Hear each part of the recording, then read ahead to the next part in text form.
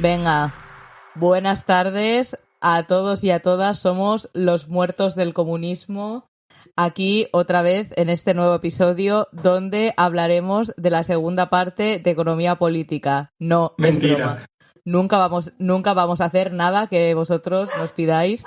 Como bien ya sabéis los que lleváis escuchando el podcast todo este tiempo, así que os traemos otro capítulo.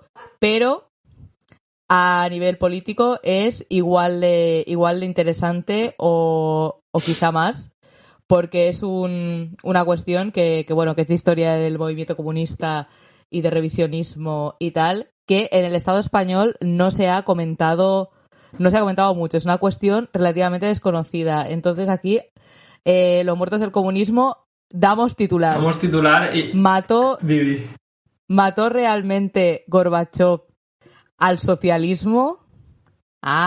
Claro, es que además me hace gracia porque es un tema de historia del movimiento comunista y de historia universal, porque la puta caída de la URSS en realidad había un país y de repente ya no había un país, y los exámenes de geografía política empezaron a ser mucho más complicados, al menos en Europa. Entonces, esto es el podcast sobre la restauración capitalista de la Unión Soviética. Es que he cambiado el título porque digo, voy a dejar de hacerme la misteriosa porque pobre gente, que esto es que mucha gente no nos escucha cuando conduce y estará en plan de por favor, que empiece ya, cállate. Pues ahora va la sección humana, o sea que se van a tener que joder. Sí. Ya, bueno, a ver, sección humana donde básicamente se cuentan cosas sobre el folclore regionalista porque somos provincianas. Venga, dale. Hoy no traigo nada. ¿Qué falla has quemado hoy? Pues mira, no iba a ir por ahí, pero voy a ir por ahí, hombre, ya se ha acabado. Bueno, para empezar, un poco de sección humana así personal. Estoy ahora un poquito más despejado, más tranquilo. He dormido como 13 horas de la distensión de haber terminado en el trabajo que estaba y haber entrado en uno nuevo. Como siempre, no vamos a dar detalles personales porque soy muy pájaros y la policía es más pájara todavía. y ya no la policía, nuestros jefes, los nazis, etc. ¿Vale? Pero, en fin, he pasado de un trabajo muy duro a un trabajo moderadamente duro, por lo que sé, o sea que guay. Y por la parte gamer, que sé que está ese público, voy a empezar a probar dentro de poco el Darkest Dungeons, que como siempre llegó tarde, pero es uno de estos juegos que parece que con mi baja tolerancia al estrés con mi baja tolerancia a... ¿Cómo se llama esto? No era el estrés, yo tengo baja tolerancia a algo. A la frustración, sí. Me pongo de mala hostia cuando me dejo el tupper en casa, tengo que volver o cosas así. Madre mía, arrancaría el volante de cuajo cuando me pasa eso.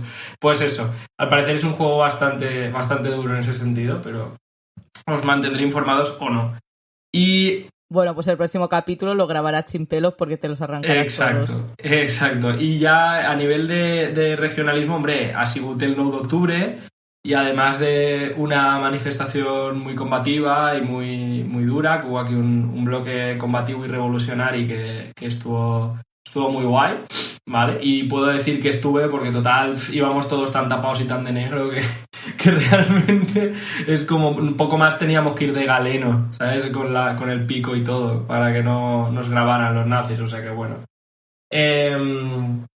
Bien. Y por supuesto, los días anteriores, o sea, hubo una eclosión de festivales, de ferias medievales regionalistas que eran una auténtica maravilla. Todos los putos años son lo mismo, todos los años se enfrentan en justas un caballero contra el otro, a veces es el caballero negre, otras veces es Pere d'Urrea de no sé qué, el que traiciona, el que tiene engañado al rey en Jaume I, que es básicamente pues un rey del siglo XIII que conquistó medio este de la península, en plan Valencia, Islas Baleares y demás. Aquí haciéndole la fiesta a los colonos, ¿eh? Sí, bueno, ahí era todo el mundo colono, ¿no? En el fondo. Pero menos los pobres íberos, o los tartesos, o quien coño estuviera. Pues bueno, eso. Bien, básicamente es siempre lo mismo, al final es una excusa para poder beber hidromiel, ver aves rapaces y ver justas falsas de caballeros Y bueno, pues ahí... Me encanta que hayas especificado justas falsas de caballeros. No, es que luego es la otra cosa que iba a contar. Porque una cosa que se está poniendo muy de moda últimamente es, por lo que estoy viendo, porque yo llevo ya dos visionados de esto en un puto mes, es el combate medieval de verdad. Porque ahora está, o sea, llevará tiempo en España, ¿vale? Pero como que ahora lo empiezo a ver en más sitios. Hubo un festival un campeonato de esto en La Mancha hace menos de un mes, creo. Y en varios de los festivalillos estos medievales del 9 de octubre también ha habido, que es lo del Bohurt, que es, me parece, la polla. O sea, porque básicamente es peña que se enlata en armaduras hechas con herrero y se pega de hostias hasta que cae, hasta que hinca la rodilla, ¿vale? Entonces, claro, no sé si las batallas medievales eran así, porque hay cero esgrima, porque claro, como la espada no corta, tampoco tiene mucho sentido ir a intentar meter tajo. Entonces, al final acaba habiendo un meta de gente muy grande que bloquea los golpes y gente muy pequeña que se catapulta corriendo para tirar al otro al suelo, como si fuera... Al final acaba siendo como un rugby con armaduras muy peculiar. Yo esto sé que existe versión patines también. ¡Qué maravilla!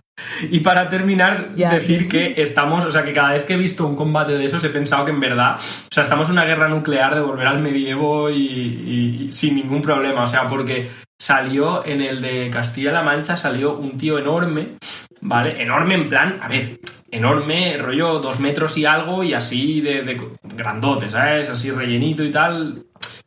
Pero que vaya, que hoy en día no medimos 1,30 m, el resto no somos campesinos con tifus de 1,30 m, ¿sabes? Que el resto también, hoy en día aquí... A ver, yo he de decir que un poco sí esta semana. Tú sí que eres un campesino con tifus de 1,30 m, pero el resto de gente en general no. Y me acuerdo que daba igual, porque era cuando salía él, como era tan grande, todos en plan, ¡la montaña! ¡Guay! Y era en plan, madre mía, tío, o sea... Pero es que hasta yo me emocionaba, ¿sabes? Me dice en plan, que solo es un tío que es grande, que se va a pegar de zurrazos con el resto, ¿sabes?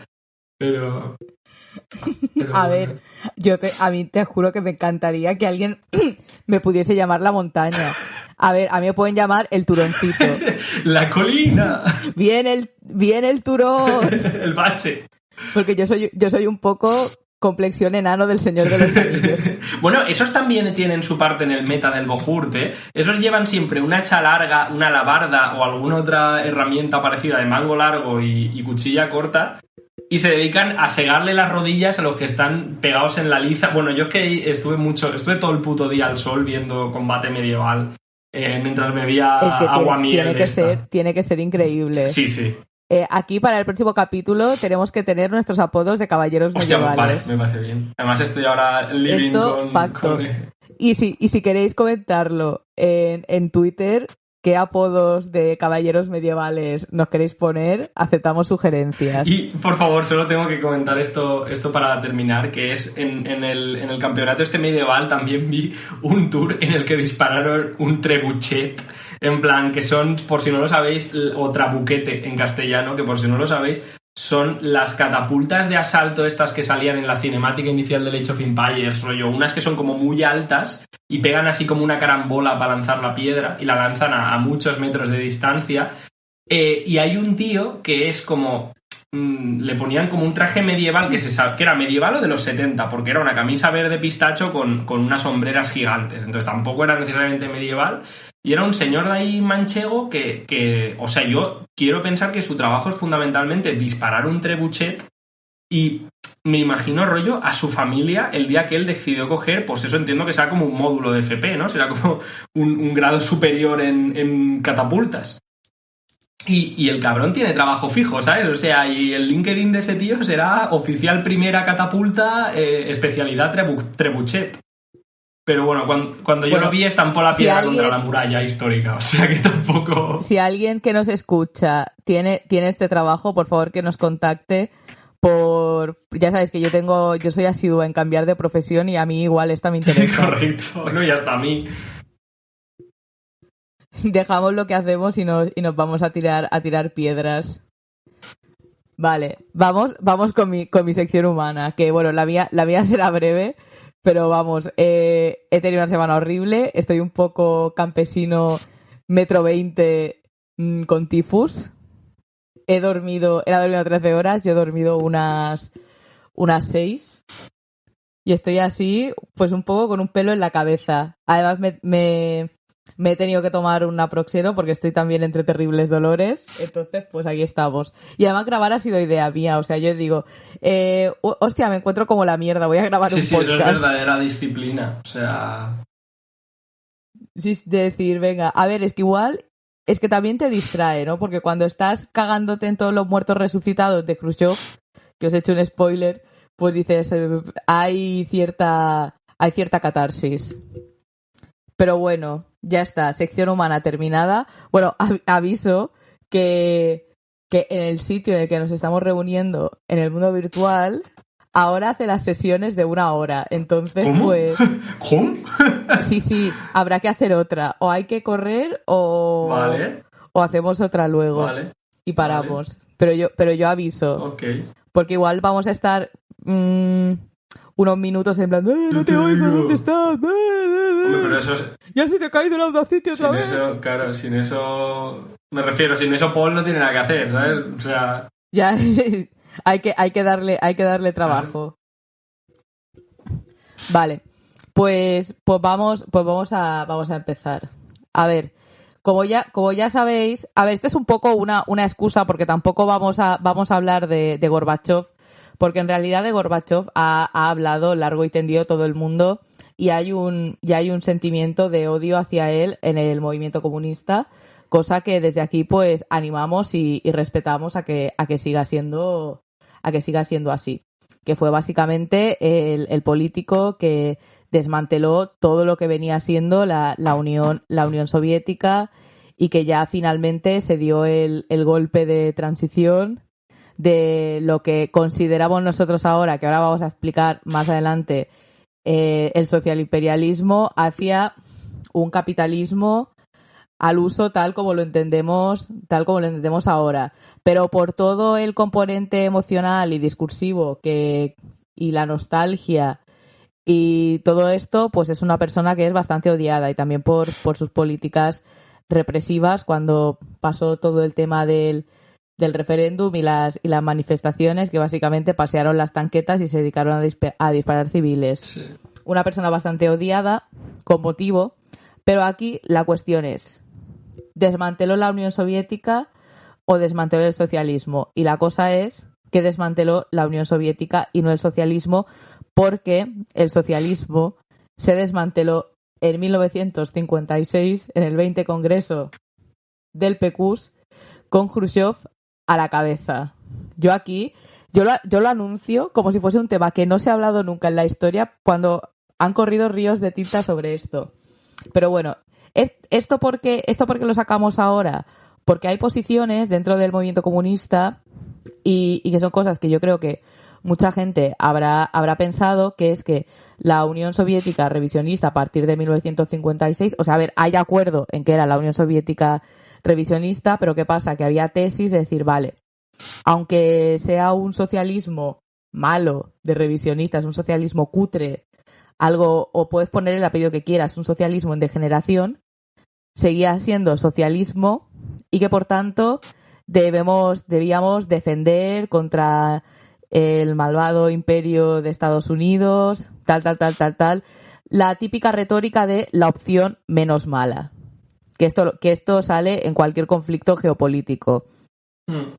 Y entonces nosotros lo que queremos hacer es coger y desmentir esta postura y explicar realmente lo que pasó. Claro.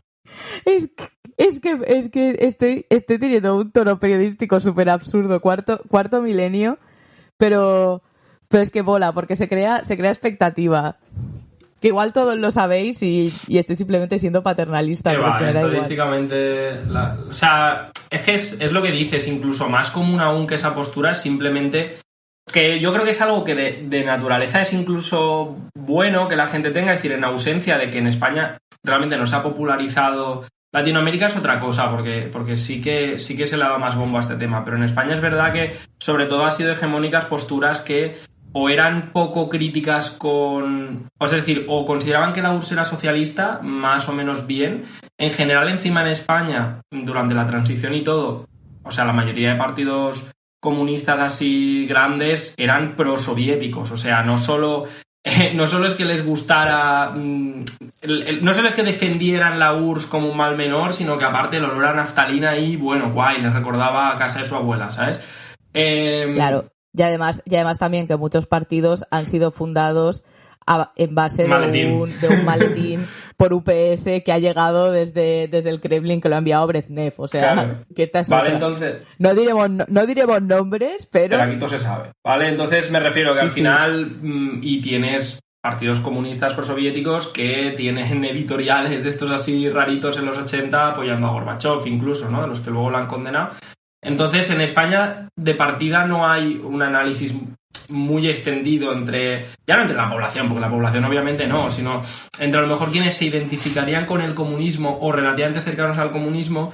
Y claro, eso además, ahora con la URSS desaparecida, que es ya casi mitos y leyendas, y un discurso único con el que la gente más joven, que tiende a ser también la más crítica, porque sí, porque tiene menos conocimiento y también le ha defraudado menos la vida, yo creo que tendemos desde muy pequeños un poco a defender siempre la opción menos mala, no solamente por la parte de lo que el reformismo nos inculca, sino porque la propaganda, yo creo que pasa que la propaganda americana o la propaganda del imperialismo español es tan descaradamente parcial que frente a eso te coges a un mito de cuando todo era mejor, ¿no? Lo mismo que a mucha izquierda española le pasaba cuando muerto Franco se decía lo de contra Franco vivíamos mejor, ¿no? El rollo de la izquierda española parece que era mejor cuando estaba Franco vivo porque Franco te obligaba a combatir, dices, no, lo que pasa es que ahora que se ha muerto y la gente ha podido quitarse la máscara. Entonces, con esto pasa igual. Tú ahora ves Stranger Things y te hierve la sangre, salvo como yo... Justo iba salvo que como yo pienses que es la polla esa serie. Pero es normal que sientas que te hierve la sangre porque dices, joder, qué visión más parcial, no podía ser tan así. Y obviamente pues, no era tan así, porque eso al final es propaganda de guerra americana. A ver, la verdad que en el caso de Stranger Things no tanto, como se centra en el Deep State, pues probablemente sí queda bastante así. Pero me refiero a las típicas series estas de los 80, o sea, basadas en los 80, ¿no? Que tienen el discurso... No hace falta irse tanto a los 80, porque hay una peli que yo creo que resume mucho la cuestión de la nostalgia bien intencionada, que nunca la he mencionado en todos los capítulos que llevo, porque me niego, porque es de esas películas de persona cinéfila con costras tal. Evidentemente voy a decir Goodbye Lenin. No, pero a ver, Goodbye Lenin tampoco es de super cinéfilo. Goodbye Lenin dentro de lo que cabe es bastante pero cinéfilo. Sociológicamente es interesante, sí. Ahora de hecho ha tenido, y es una película que va teniendo como su revival, porque es de básicamente una señora que era de los pioneros de la RDA, que la RDA como República Bananera telita también, que se queda en coma o está enferma, no me acuerdo exactamente, y se despierta, ha caído el muro y se ha restaurado, y han vuelto al capitalismo liberal de toda la vida de Cristo Rey. Entonces, a esta señora, que era muy firme en sus ideales y todo esto, su hijo y una enfermera le hacen un entramado de que la RDA nunca se ha ido y falsifican los botes de ketchup, el no sé qué, y sale mucha gente diciendo yo era ingeniero y ahora estoy en paro. La peli es bonita. Al final... Claro.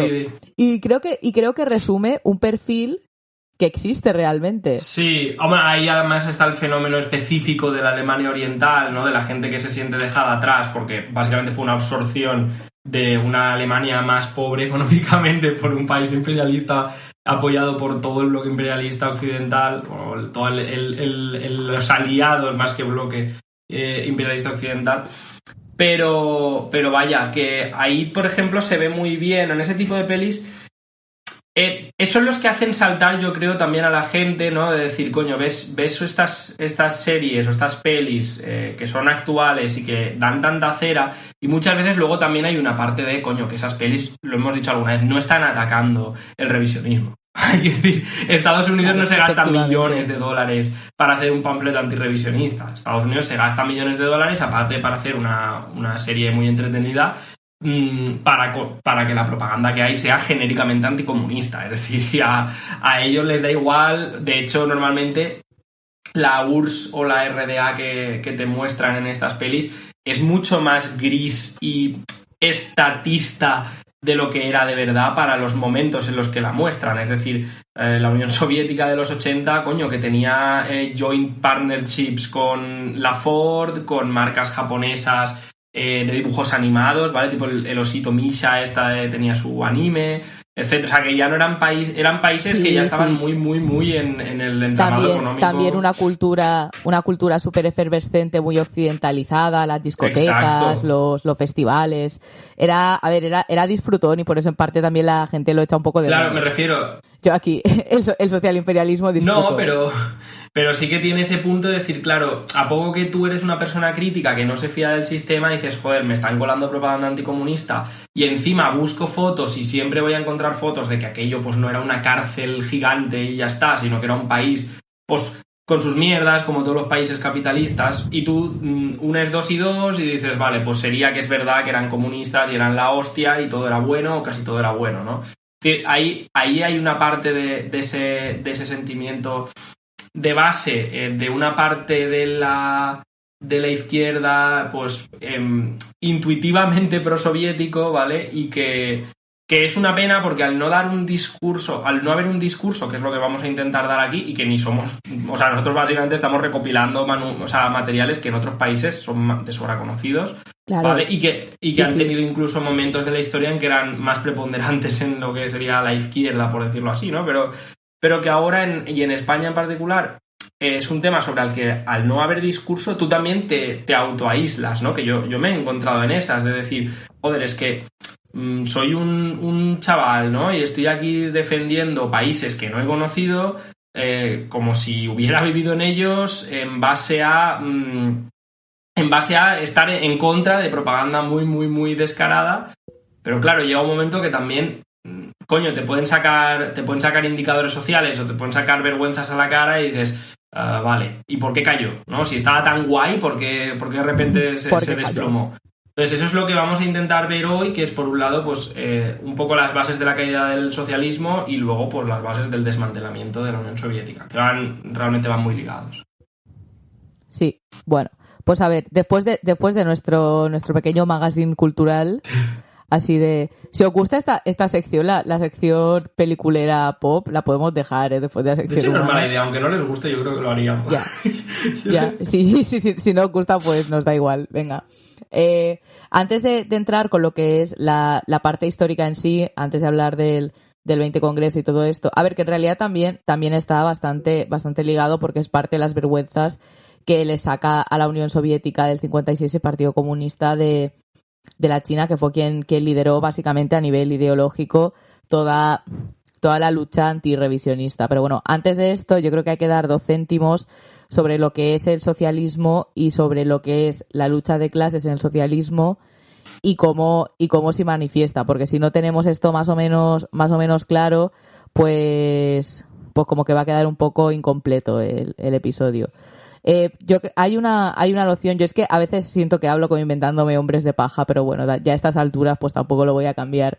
Hay una noción que es que básicamente se entiende lo que es el socialismo simplemente de socialismo igual pues nacionalizaciones. O sea, se entiende el socialismo como una parte que es puramente económica. Por eso muchas veces en sectores que son más economicistas o más derechistas encontramos cosas como súper trambólicas de que hay un conflicto y lo que se pide es la nacionalización sin pensárselo 2 veces o cosas de este estilo, pensando que esto es política socialista y que es la piedra angular de todo y que todo se va a resolver, Pero dices, evidentemente la parte económica es fundamental, pero no hay que olvidar que, como decía un miembro de la banda de los 4, que ahora voy a quedar fatal porque no me acuerdo de su nombre, porque yo no me acuerdo del nombre de mi familia, me voy a acordar de nombres de personas de la China que no he conocido, pues mira... Me hace mucha gracia que digas la China. Yo quiero aclarar a los oyentes de toda Latinoamérica que en España nadie más dice la China, en plan... O sea, es como decir el país Zipango para referirse a Japón o yo qué sé, ¿sabes? La isla de Formosa. Podríamos hablar también, no sé... ¿Cómo le llamaban antes a...? Es que en catalán, es que, a ver, en mallorquín lo decimos. Vale. ¿Cómo se llamaba antes Burkina Faso? También podríamos ponerle todos los nombres en plan de la colonización a las cosas.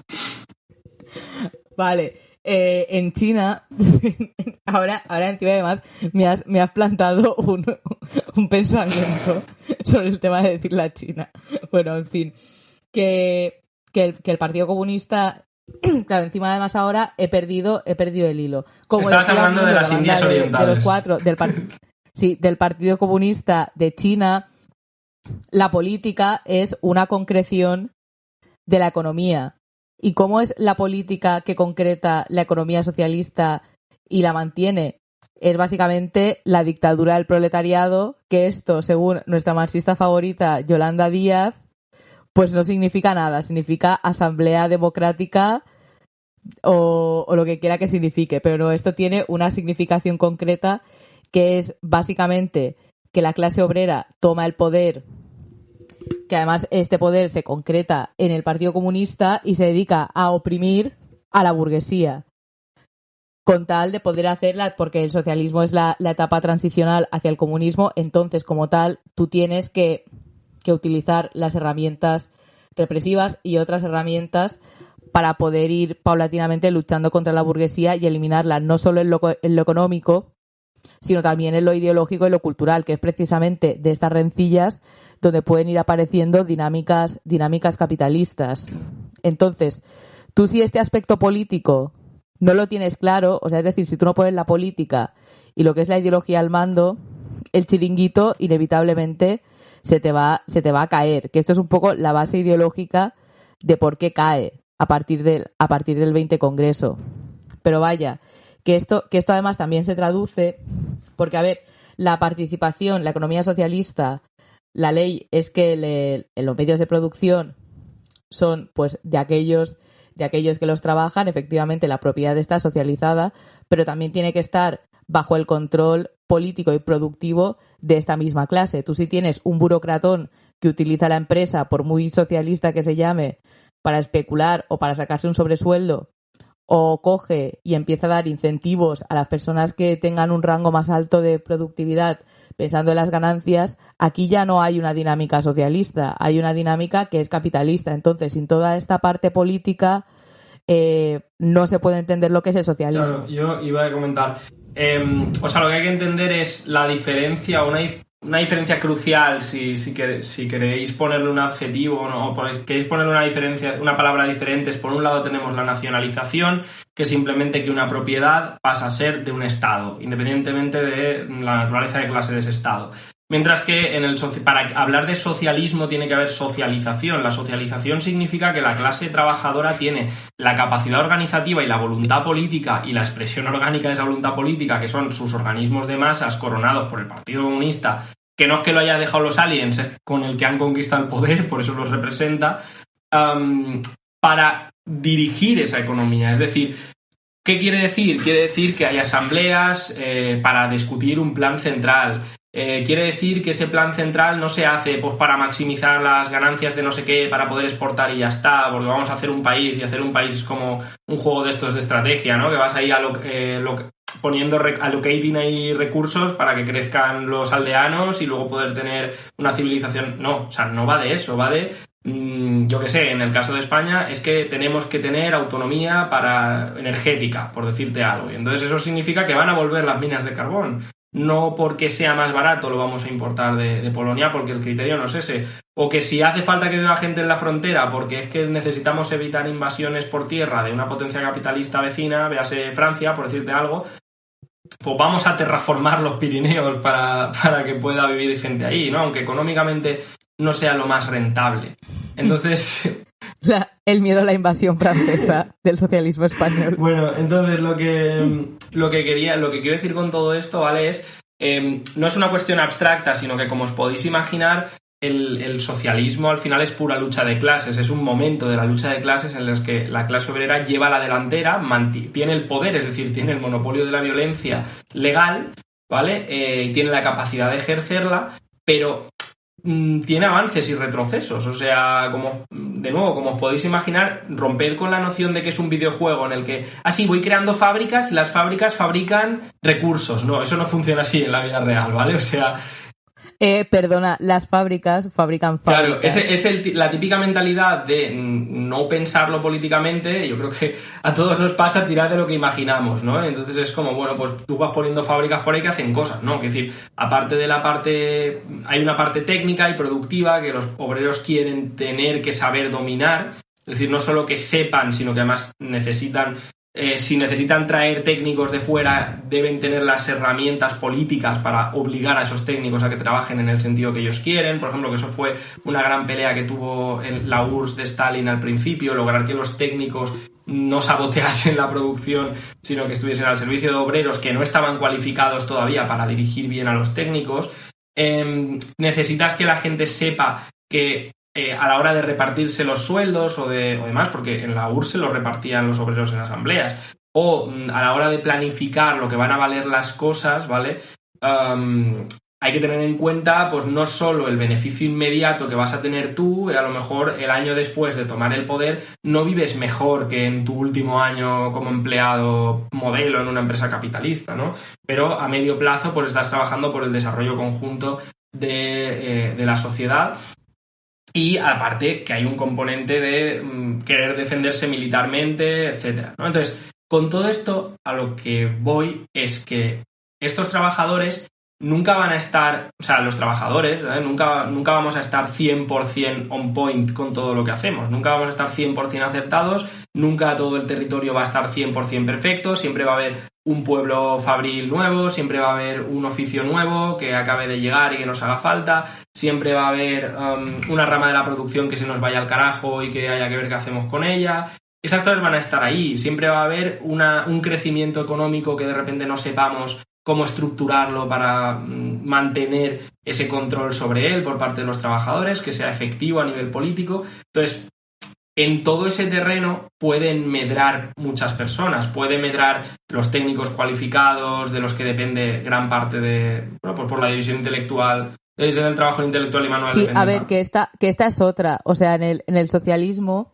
Bueno, yo antes de seguir sobre el tema de la dictadura del proletariado, hay una frase de Lenin que voy a parafrasear mal directamente, pero que el fondo político está ahí, que es en plan de, no solo está el monopolio de la violencia, o sea, la dictadura del proletariado es a la vez represiva y conciliadora, es a la vez, lo entre clases, pero es a la vez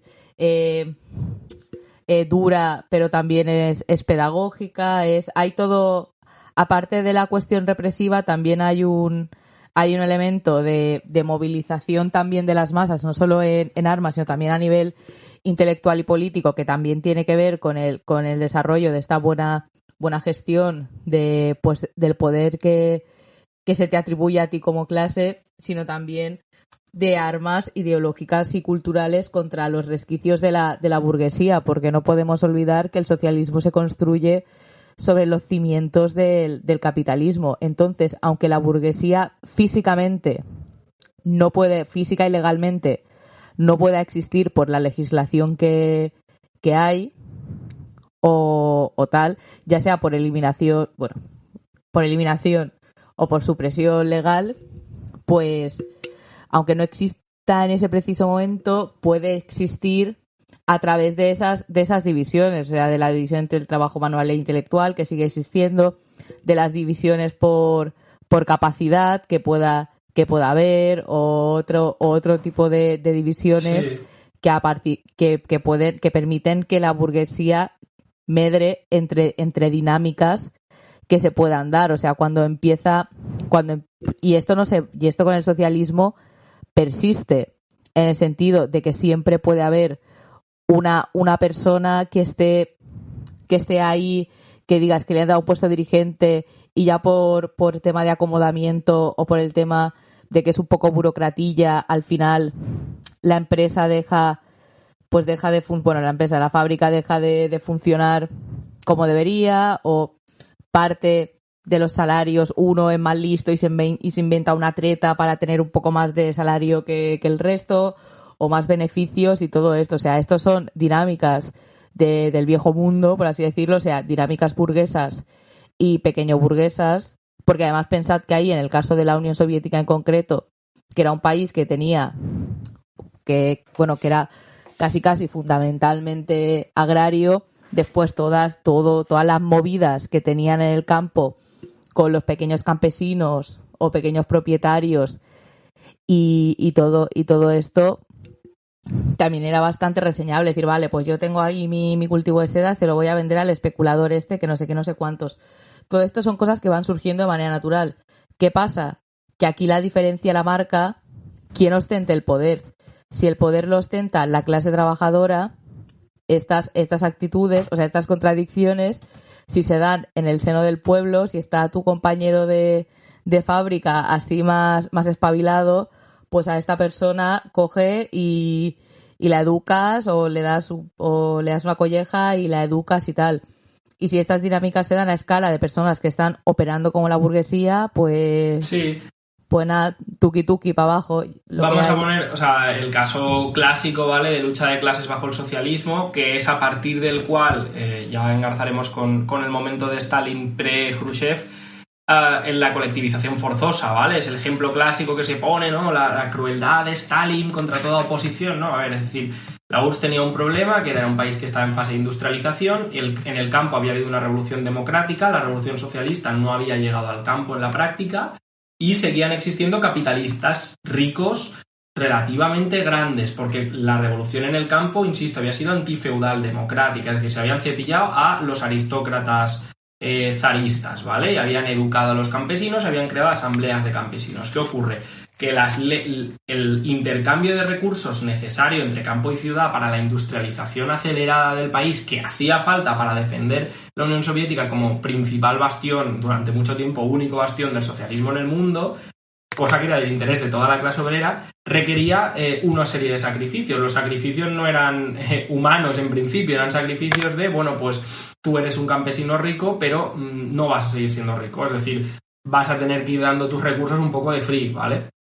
¿Por qué? Porque eso tus hijos a lo mejor no lo van a agradecer tanto como los hijos de tu vecino, pero tarde o temprano sí. ¿Qué pasa? Pensad en España o pensad en vuestro país, es decir, no son 4 los ricachos. Aquí no hablamos de magnates, ¿vale? Los magnates ya los has puesto en la cárcel, lo has hecho con ellos lo que tuvieras que hacer.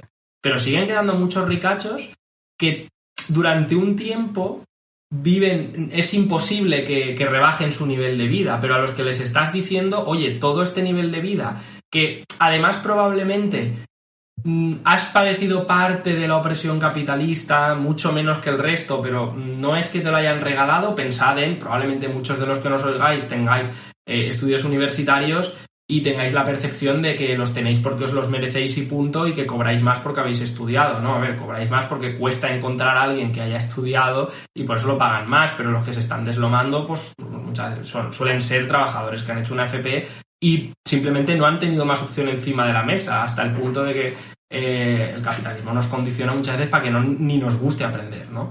O ni podamos, pues, etcétera. Entonces, esta gente sigue existiendo en el socialismo, no son, en principio no tienen por qué ser enemigos, o hay un momento determinado en el que como clase pueden ser enemigos, y ahí está la parte de hasta qué punto puede llevarse como una contradicción no antagónica. En el caso este de la URSS, llegó un momento en que la contradicción tenía que ser antagónica porque hacía falta colectivizar el campo muy deprisa. Se ha puesto muy en cuestión por parte de historiadores serios, ¿vale? Burgueses serios, hasta qué punto fue necesaria, pero lo cierto es que después de la colectivización forzosa no volvió a haber hambrunas nunca más en el territorio del antiguo Imperio Ruso o Nueva Unión Soviética.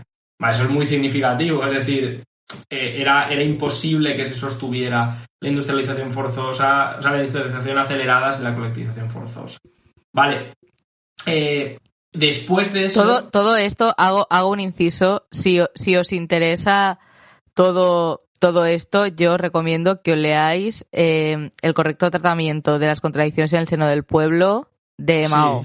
Y bueno, sobre el tema de Stalin podéis oír nuestros podcasts sobre el tema de Stalin, donde ya hablamos en detalle de todo esto. Pero lo que iba a parar es, ¿qué pasa? Después de la colectivización forzosa ya no queda un enemigo visible enorme contra el que haya un reto específico, y en parte la Unión Soviética empiezan a tirar un poco de inercia, ¿no? Vamos a crecer, vamos a defendernos del fascismo, que además es verdad que era la prioridad número 1, ¿vale? Y en ese momento, aunque la política sigue al mando, se presta menos atención a la burguesía, que inevitablemente resurge y medra en torno a las relaciones de producción socialistas, ¿vale? Luego pondremos un montón de ejemplos que son ejemplos históricos reales que saca la prensa soviética. Sí, os los voy a leer. Porque literal. son mejores que los que nos podamos inventar, ¿vale? Esto, si os mola mucho el tema y queréis leerlo con más detenimiento, en la web de la Organización Comunista Revolución hay un artículo sobre Gorbachov y la caída del socialismo o el capitalismo en la URSS, donde podéis leerlo detenidamente. Obviamente aquí siempre vamos un poco como cargallo per sequia, que se dice aquí en Valencia, ¿vale? Y hay veces que nos saltaremos cosas o tal. ¿Te parece si empezamos ya con los antecedentes? Sí, bueno, yo antes quería comentar, antes del tema de los antecedentes, a ver, que en realidad también va relacionado con los antecedentes, que es que, bueno, antes, porque a ver, cuando se escucha esto, yo creo que para la mente de un marxista-leninista, a veces lo primero que suele venir a la cabeza es, vale, entonces forzamos el aparato represivo del partido. Y es que en estas ocasiones el partido no solo tiene que tener un aparato represivo, sino que las propias masas que están ahí trabajando y construyendo el socialismo tienen que tener las herramientas políticas y de movilización para ser ellos que se encarguen de socavar estas dinámicas que se van dando. Entonces, ¿qué pasa en la Unión Soviética? Que al ser que después de la revolución el partido creció a ritmos exponenciales, en plan que todo Dios se afiliaba al partido, y después en la Segunda Guerra Mundial, que fue un país que estuvo a la defensiva y que también evidentemente ganó la guerra, y todo esto, al final el mismo Stalin, él comentaba en una reunión plenaria que precisamente notaba que las personas que más recientemente afiliadas o todas las bases del partido tenían una serie de carencias formativas que, quieras o no, son carencias ideológicas, y que tú como comunista, porque a ver, tú sí eres incapaz de movilizar a las masas estando en el socialismo o estando ahora en el socialismo o estando ahora en el capitalismo, con lo épico que me estaba quedando, ya, no pasa nada. O sea, no eres comunista. O sea, es tu tarea fundamental. Entonces, claro, nos encontramos en una serie de situaciones de las que la propia dirección del partido, en este caso Stalin, se está dando cuenta, porque a veces pasa que hay sectores que se ponen súper ultra izquierdistas y de repente Stalin era tonto y era inútil y un burócrata y no veía las cosas, cuando Stalin lo veía perfectamente. Y era una cosa que tenía presente, y esto es un aspecto que es también importante. Sí, de hecho se ha entendido como que decías que piensas que Stalin era eso y no que lo decía un sector. O sea, lo que está diciendo es eso, que... Pero bueno, bien... No, pero he dicho que lo decía un sector. Si no me... Yo sí. Cuando has empezado la frase me ha entrado frío y luego ya he caído lo que estabas diciendo. Vale, pero... sí, o sea, básicamente, aparte... todo esto, ¿vale? Tiene una concreción histórica, ¿vale? Que es, como ya hemos tratado en otros podcasts, Stalin dirige la síntesis del marxismo-leninismo como ideología, y eso lo hace en un proceso de crítica y lucha de líneas muy importante contra la línea burguesa, que tiene su tendencia derechista y su tendencia izquierdista, ¿vale? La derechista, la de Zinoviev, Kamenev y Bukharin, gente que básicamente quería una URSS agraria y ir despacito, y la parte izquierdista de Trotsky, Radek, entre otros, que, bueno, pues eran unas fumadas de cuidado que ya hemos tratado alguna vez, ¿vale? Entonces, esta lucha la gana la línea correcta, de ahí sale el marxismo-leninismo, de ahí sale, pues, esta etapa, digamos así, gloriosa históricamente de la URSS, ¿no? De construcción del socialismo súper acelerada y tal. Y es un proceso que se alarga hasta finales de los años 20 y da lugar a una nueva unidad política. ¿Qué pasa? Que esto sí que es una cosa que se os tiene que meter en la cabeza, pero vamos, ninguna unidad dura para siempre. Por definición, toda unidad es una unidad que alberga contrarios, ¿vale? Que tarde o temprano se van a volver a dividir en dos en lucha. Entonces, sí, aquí se han deslindado una parte, se ha identificado a la línea burguesa y ha sido derrotada, y además durante la unidad, luego con las purgas, fue eliminada físicamente en este caso, ¿vale? Y también se emprendieron una serie de avances tras esa unidad, y después de una crítica que da una unidad en torno a una línea proletaria, una línea correcta, siempre hay un avance político. Pero después, como con toda unidad, y esto es algo que el marxismo en esa época, el marxismo-leninismo, no tenía tan analizado como luego lo analizó Mao, no se identificó tan claramente que las divisiones volverían a surgir, ¿vale? Y de hecho, durante bastante tiempo, si bien Stalin, que sí que era un líder, al final era un dirigente y por tanto destacaba, era un tío particularmente agudo, sí que se da cuenta de que algo pasa, o sea, de que hay una parte importante del partido que pasa del tema, es decir, que más o menos solo quiere vivir bien y vivir tranquilo. No llega a identificar una línea clara a la que golpear o en torno a la que centrarse para dar un nuevo salto político. Entre otras cosas, no solo es una cuestión a criticar, sino que también pues porque tienes a los nazis llamando a la puerta. Y en la medida en que tampoco el partido de cuadros, el Partido Comunista como tal, es una herramienta política muy longeva en esos años, pensad que se ha inventado, por decirlo así, a principios del siglo XX y estamos 20 años más tarde. Y en una construcción socialista, pues chicos, no caen, ¿vale? No terminan de afilar o no terminan de dominar tanto como pueda parecer las dinámicas internas de ese partido. Que obviamente pues también está sujeto a la lucha de clases, como hemos dicho más de una vez. Entonces sí que paran un par de conspiraciones militares y demás, pero lo que será lo fundamental tras la Guerra Mundial es algo que Stalin sí que apunta varias veces, pero que no llega a ser nunca la prioridad número uno del partido, ¿vale? Y ahí, si quieres, te doy la palabra, porque además está justo la cita esta textual de Stalin, donde habla del tema. Vale, bueno, a ver, yo iba a saltar, yo la cita de Stalin no la tengo delante, o sea que no la voy a leer porque no me acuerdo. Está muy guay. Vale, venga, espérate. Si no la leo yo y luego continúas. Léela tú, que no la encuentro. Sí, el tema político y ahora la leo yo. Vale, esto es Stalin un poco señalando en los años 30, ¿vale? Cómo hay claramente, él no lo identifica tampoco como una línea, pero sí que hay una parte del partido, y esto es importante que os acordéis a nivel histórico, que ya está cayendo en formas burocráticas de entender la política comunista, ¿vale? Dice: no hay que extrañarse, pues, que en esa atmósfera embriagada de presunción y de satisfacción de sí mismo, que es esa unidad política de la que hemos hablado antes, la gente comienza a no notar cosas desagradables como el cerco capitalista, la nueva forma de sabotaje, el peligro ligado a nuestros éxitos, etc. O sea, él está citando peligros que él detecta y cómo el partido pasa de ellos. Y ahora está como citando a un hombre de paja, pero bastante representativo. Estatutos del partido, carácter electivo de los órganos del partido, deber para los dirigentes del partido de rendir cuentas de su mandato ante las masas de los militantes del partido. ¿Pero es todo eso realmente necesario? De manera general, ¿vale la pena perder su tiempo en esas tonterías? Si nuestra economía crece, si la situación material de los obreros y los campesinos mejora más y más, todo eso son tonterías. Nosotros superamos nuestros planes, tenemos un partido que no está mal, tampoco el Comité Central está mal. ¿Para qué diablos necesitamos otra cosa? Gente curiosa la que está sentada allí en Moscú, en el central del partido. Ellos inventan tales problemas, discuten de no sé qué sabotaje, no duermen e impiden que otros puedan dormir.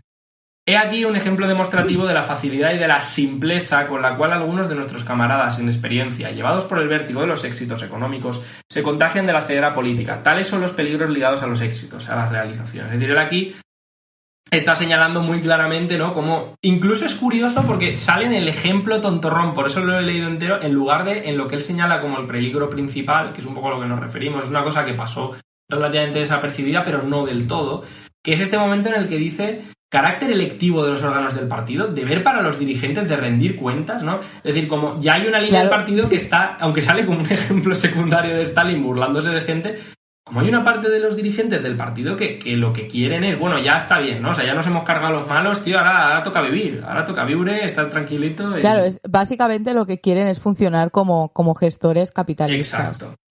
Y esto, porque a ver, aquí en esta frase hay cosas que hay que desempacar un poco. Porque antes hemos hablado de la lucha de clases en el socialismo, de la lucha de clases evidentemente en el capitalismo, de que la lucha de clases en todos los aspectos es una tónica que es constante, o sea que está ahí y que bueno, voy a decir la palabra, me da igual, y que es transversal, y es transversal también al Partido Comunista. O sea, el Partido Comunista no es una torre de marfil alejada de la sociedad o de todos los inputs sociales, sino que el partido es un destacamento en el cual también existe la lucha de clases, y la manera en que se manifiesta esta lucha de clases entre la línea proletaria y la línea burguesa es mediante la lucha de líneas dentro del partido. Entonces, esta lucha de líneas la puedes enfocar de maneras diferentes, una mejor y otra peor. Si tú finges que esta lucha de líneas no existe, bueno, en este caso Stalin estaba intentando dar la lucha de líneas, pero si el enfoque es que esta lucha no existe y cuando existe esto se soluciona con una expulsión, básicamente coartas un poco el ciclo del conocimiento de cara a superar dentro del partido lo que vendría siendo la línea burguesa. Entonces, esto dentro del partido, que la unidad ya hemos dicho que no dura para siempre, esto tiene que verbalizarse, y es responsabilidad pues de los órganos superiores y de las bases y de todo Dios que esté ahí dentro, pues visualizar y gestionar, y la dirección pues tiene que dirigir la lucha por la línea proletaria dentro del partido. Esto es una cuestión clave, porque lo que estaban planteando, este planteamiento de electividad de los cargos y la rendición de cuentas, precisamente fueron una de las primeras cosas que Khrushchev se cargó a nivel orgánico dentro del partido. Porque al final no podemos olvidar que un partido comunista que no está dirigiendo, porque tú al final estás ahí dirigiendo la construcción socialista, si tú no tienes ningún tipo de vinculación ni con la base, ni con las masas trabajadoras, campesinas o no campesinas, esto en general, o sea, dependiendo del país, pues evidentemente lo que van a hacer es crecer, así como las hierbas, todas estas cuestiones de línea burguesa, que es esta línea más burocrática, más acomodada, que al final, querramos o no, si no se vigila y no se rectifica, pues evoluciona hacia una línea que es directamente de restauración del capitalismo. Y claro, pero esto al final, como había otras prioridades, como una invasión, por ejemplo, pues fue una cosa que se quedó ahí un poco en stand-by.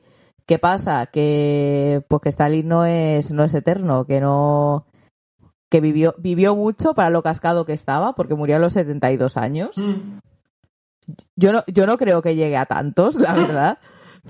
Pero Stalin, como un campeón, aguantó hasta los 72 años, y además en sus últimos años, aparte, estaba bastante mal físicamente y bastante mal psicológicamente. O sea, Stalin llevaba muñeco desde la Segunda Guerra Mundial, que no es culpa suya. O sea, ¿quién no lo estaría después de la Segunda Guerra Mundial? Entonces, lo tenían ahí en guerra psicológica de no vas a dimitir, y estaba así un poco hilado por cuerdas. Y bueno, en todo esto, dentro del Comité Central estaba Khrushchev, que era un aparatero de cuidado, porque él no se esto no fue como en Scooby-Doo, ¿sabes? De que se quita la careta y de repente es Khrushchev el revisionista. Era un tío que llevaba tiempo haciendo por ahí sus triquiñuelas, que normalmente sus triquiñuelas iban por la línea del tema del funcionamiento orgánico del partido, que era básicamente o fusionar cargos en su persona, o ir por detrás. Sí, era un burocratón. O sea, sí. pero era un tío enérgico. La diferencia con los burócratas soviéticos es que burocracia, vamos a aclarar que burocracia solemos entender la escena esta de Asterix y Obelix de por favor la otra ventanilla, el impreso triple en 3 colores sellado en... No, o sea, eso es una forma de burocracia, ¿vale? La burocracia administrativa, pero burocracia quiere decir poder de los despachos. Al final que es una forma de sustraer poder a las masas, ¿vale? Sustraer capacidad de decidir a las masas por medio de decisiones de tipo organizativo que se hacen a espaldas suyas, ¿vale? Entonces, lo burocrático puede ser represivo, lo burocrático puede ser muy enérgico. Khrushchev es un burócrata en el sentido de que es un tío que busca siempre poder salirse con la suya para seguir su agenda política, pudiendo saltarse el control de las masas, ¿no? Pero hay otras formas de dirección burocrática, quiero decir, la forma más típica trotskista de actuar, de llegar, descabezar a la dirección de un movimiento, intentar cooptarla por unas elecciones amañadas y luego dar cera, tirar para adelante, eso es dirección burocrática, aunque sea otro tipo de dirección burocrática, ¿no? Lo digo para que no y esto va a ser... Sí, es que esto va a ser una pauta que se va a mantener en el tiempo. O sea, si Gorbachev ya en su época lo hacía, o sea, aprovechaba cuando los ministros iban de viaje, le cerraba el despacho y metía asesores americanos ahí tan tranquilamente. Claro, el tema es el PSOE también lo ha hecho. O sea, era... Sí, no, era simplemente que la gente entienda que burocracia, luego sí, ¿vale? Cuando hablemos de Brezhnev ya sí que es la burocracia que probablemente os imagináis cuando vais a hablar de burócrata, pero un burócrata no tiene por qué ser un tipo gris, aburrido, etcétera. Aunque la burocracia cuando crece lo suficiente tiende a querer acomodarse y tiende a evolucionar hacia eso, hay burócratas muy enérgicos, pues como pueda ser Khrushchev, que de hecho destacaba por ser un tío particularmente enérgico y probablemente eso fue, junto con el estar en el momento y lugar adecuado, fue lo que hizo que llegara tan alto. Pero una cosa que quiero aclarar, ¿por qué Khrushchev llegó a tan alto? Lo que hay que preguntarse no es eso. Lo que hay que preguntarse es a qué capa social representaba Khrushchev, que es de lo que hemos hablado antes, ¿vale? A toda la capa de... Claro. Ya, sí, que ahora sí. lo explicará Lucía mejor y tal, pero bueno, que más o menos lo hemos hablado y es... si no hubiera sido Khrushchev, se hubiera llamado, yo qué sé, Kinkerenko, ¿sabes? Pero hubiera habido... Kinkerenko. Ese año o 10 años más tarde, si justo no hubiera subido ninguno, en la medida en que estaba creciendo una línea burguesa que Stalin había visto venir, pero no había sabido cómo enfocar directamente, o la dinámica del partido no le había permitido enfocarla correctamente, eso hacía que obviamente pues es un sentir en el partido que existe y objetivamente es normal que vaya a tener una representación en su más alta dirección. Es decir, no hay que hacer tanto como hace Grover Furr ahí, ¿no? El pecado original de Khrushchev, si era un asesino de masas, que seguro que lo era en las purgas y era el tío que estaba en el lugar adecuado, en el momento adecuado. Lo que hay que tener claro es que políticamente había una corriente existente en el partido que buscaba su acomodo, pensaba que ya habían ganado la revolución, ya habían expulsado a los revisionistas y sí, que lo que tocaba era echarse a dormir y vivir un poco de renta. Y eso lo pensaba mucha gente. Después, sí, después de esto es que os voy a poner ejemplos bueno, os lo voy a leer directamente de la crítica que hace el Partido Comunista de China. Que además tiene un capítulo que precisamente se llama La capa privilegiada de Khrushchev, donde ya explica un poco estas dinámicas que tienen que ver con el renacimiento de la burguesía en la Unión Soviética. Renacimiento de la burguesía en la Unión Soviética, buen título para libro, por cierto. Si alguien me lo quiere plagiar, pues ahí está. Vale, vamos por partes. O sea, yo voy a dividirlo un poco en qué pasa en el 20 Congreso, cuáles son las tesis políticas que defiende Khrushchev, y después a partir de ahí vamos a hacer aquí la sección de encuentros y desencuentros trambólicos de la nueva burguesía soviética. Porque hay cada caso que dices, madre de Dios, vaya chiringuito, casos de la prensa soviética. Entonces, que esto existía. La mayoría son del 62 y tal. Porque yo las fechas tampoco las sabía hasta que me di cuenta que estaban en los pies de página. Pero yo si es una fuente que es de menos de 10, pues yo no la puedo leer. No soy analfabeta por elección, analfabetismo selectivo. En fin, ¿qué pasa ¿Qué pasa en el 20 Congreso? En el 20 Congreso pasa que nuestro amigo Khrushchev da un golpe sobre la mesa y vamos a pasar a lo discursivo y después veremos cómo dentro del partido consigue que estas tesis sean la línea hegemónica dentro del partido, porque claro, la gente no es tonta, la gente pues evidentemente no todo el mundo lo iba a aceptar de buen grado. ¿El primer paso cuál es? Pues fácil, matar al padre. Ya hemos visto en otros episodios la importancia histórica que ha tenido Stalin y el tipo de comunista que era. Entonces, tú si quieres coger y hacer populares tus tesis, pues tienes que coger a la persona que ha sintetizado el marxismo-leninismo, que era Stalin o podría haber sido Perico de los Palotes, y cogerlo y bajarlo de la burra de la peor manera posible. Entonces, Khrushchev hace una crítica totalmente antimarxista hacia Stalin, hace una especie de Stalin, lo cancelamos ya, y hace un informe, el informe secreto de Khrushchev, que no sé por qué le llaman secreto, porque no es secreto, o sea, todo el mundo lo ha visto. Es el mejor de los secretos, es el que dura 3 segundos. Sí. No se lo cuentes, yo te lo cuento a ti, pero por favor no se lo cuentes a nadie y acto seguido, ¡buah, tío! O sea... Sí. Y después todo el mundo se entera del informe secreto. Y en ese informe secreto básicamente no tiene contenido político explícito, o sea, lo tiene implícito, pero bueno, básicamente se dedica. Además que la propia intencionalidad de esta crítica, o sea, no es una crítica marxista en el sentido que no hace un análisis objetivo de los errores y aciertos que pudo haber tenido Stalin, los analiza de manera más o menos científica y a partir de allí aporta soluciones o formas de rectificar estos problemas y la crítica se debate en todos los órganos del partido, bla, bla, bla, bla. No, básicamente coge, hace un venting, le llama pues de todo, pues hay insultos muy, muy divertidos. De hecho, un día hay que hacer un bingo de todos los insultos que se le han hecho a Stalin, porque entre Trotsky, que le llamaba mula montañesca, y que lo llamaba diablo despótico, y además no solo lo llamaba diablo despótico, sino que decía sin ningún tipo de complejos que era una persona que era inepta y de poca inteligencia, que era básicamente un bruto que llegó ahí por cómo llegó, o sea, no te lo argumenta mucho, básicamente lo pone a parir de una burra, le llama criminal de guerra, rata de 2 patas, cucaracha inmunda, culebra ponzoñosa. Y ahí sigue. Y tú dices, ¿qué propone este hombre? Bueno, él tiene una serie de propuestas a nivel nacional. A nivel nacional, él dice: la lucha de clases ha terminado en la Unión Soviética. La burguesía ha sido derrotada y por lo tanto nos espera una transición pacífica y tranquilísima hacia el comunismo. Porque ¿qué es el comunismo según Khrushchev?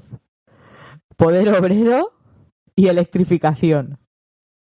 Así que ya sabéis, es que esto es una cosa que en general ha hecho mucha gracia porque además es textual, o sea, él te lo dice, entonces... Es que eso es un parafraseo que hace de Lenin, sí, el poder soviético Lenin, y electrificación, pero claro, no en el mismo sentido, ¿sabes?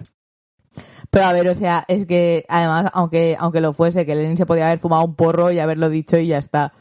Es apócrifo. No, o sea, Lenin sí que dijo esto, pero no lo dijo en sentido literal, ¿sabes? Que es el que lo dice... el que lo dice Khrushchev. Khrushchev lo dice literalmente y al final lo importante es que está intentando desmovilizar. Está diciendo, bueno, chicos, venga, tranquilitos, ahora volvemos ordenadamente a casa, ha estado muy bien. Sí, y esperamos, nos ponemos a ver la tele y vamos hacia el comunismo full automatizado, como un tren. Además decía que en 20 años habría comunismo, él tenía hasta sus fechas y todo. Sí. Bueno, él, por una parte, niega la existencia de la lucha de clases dentro del socialismo y esto también comporta negar la lucha de líneas dentro del Partido Comunista.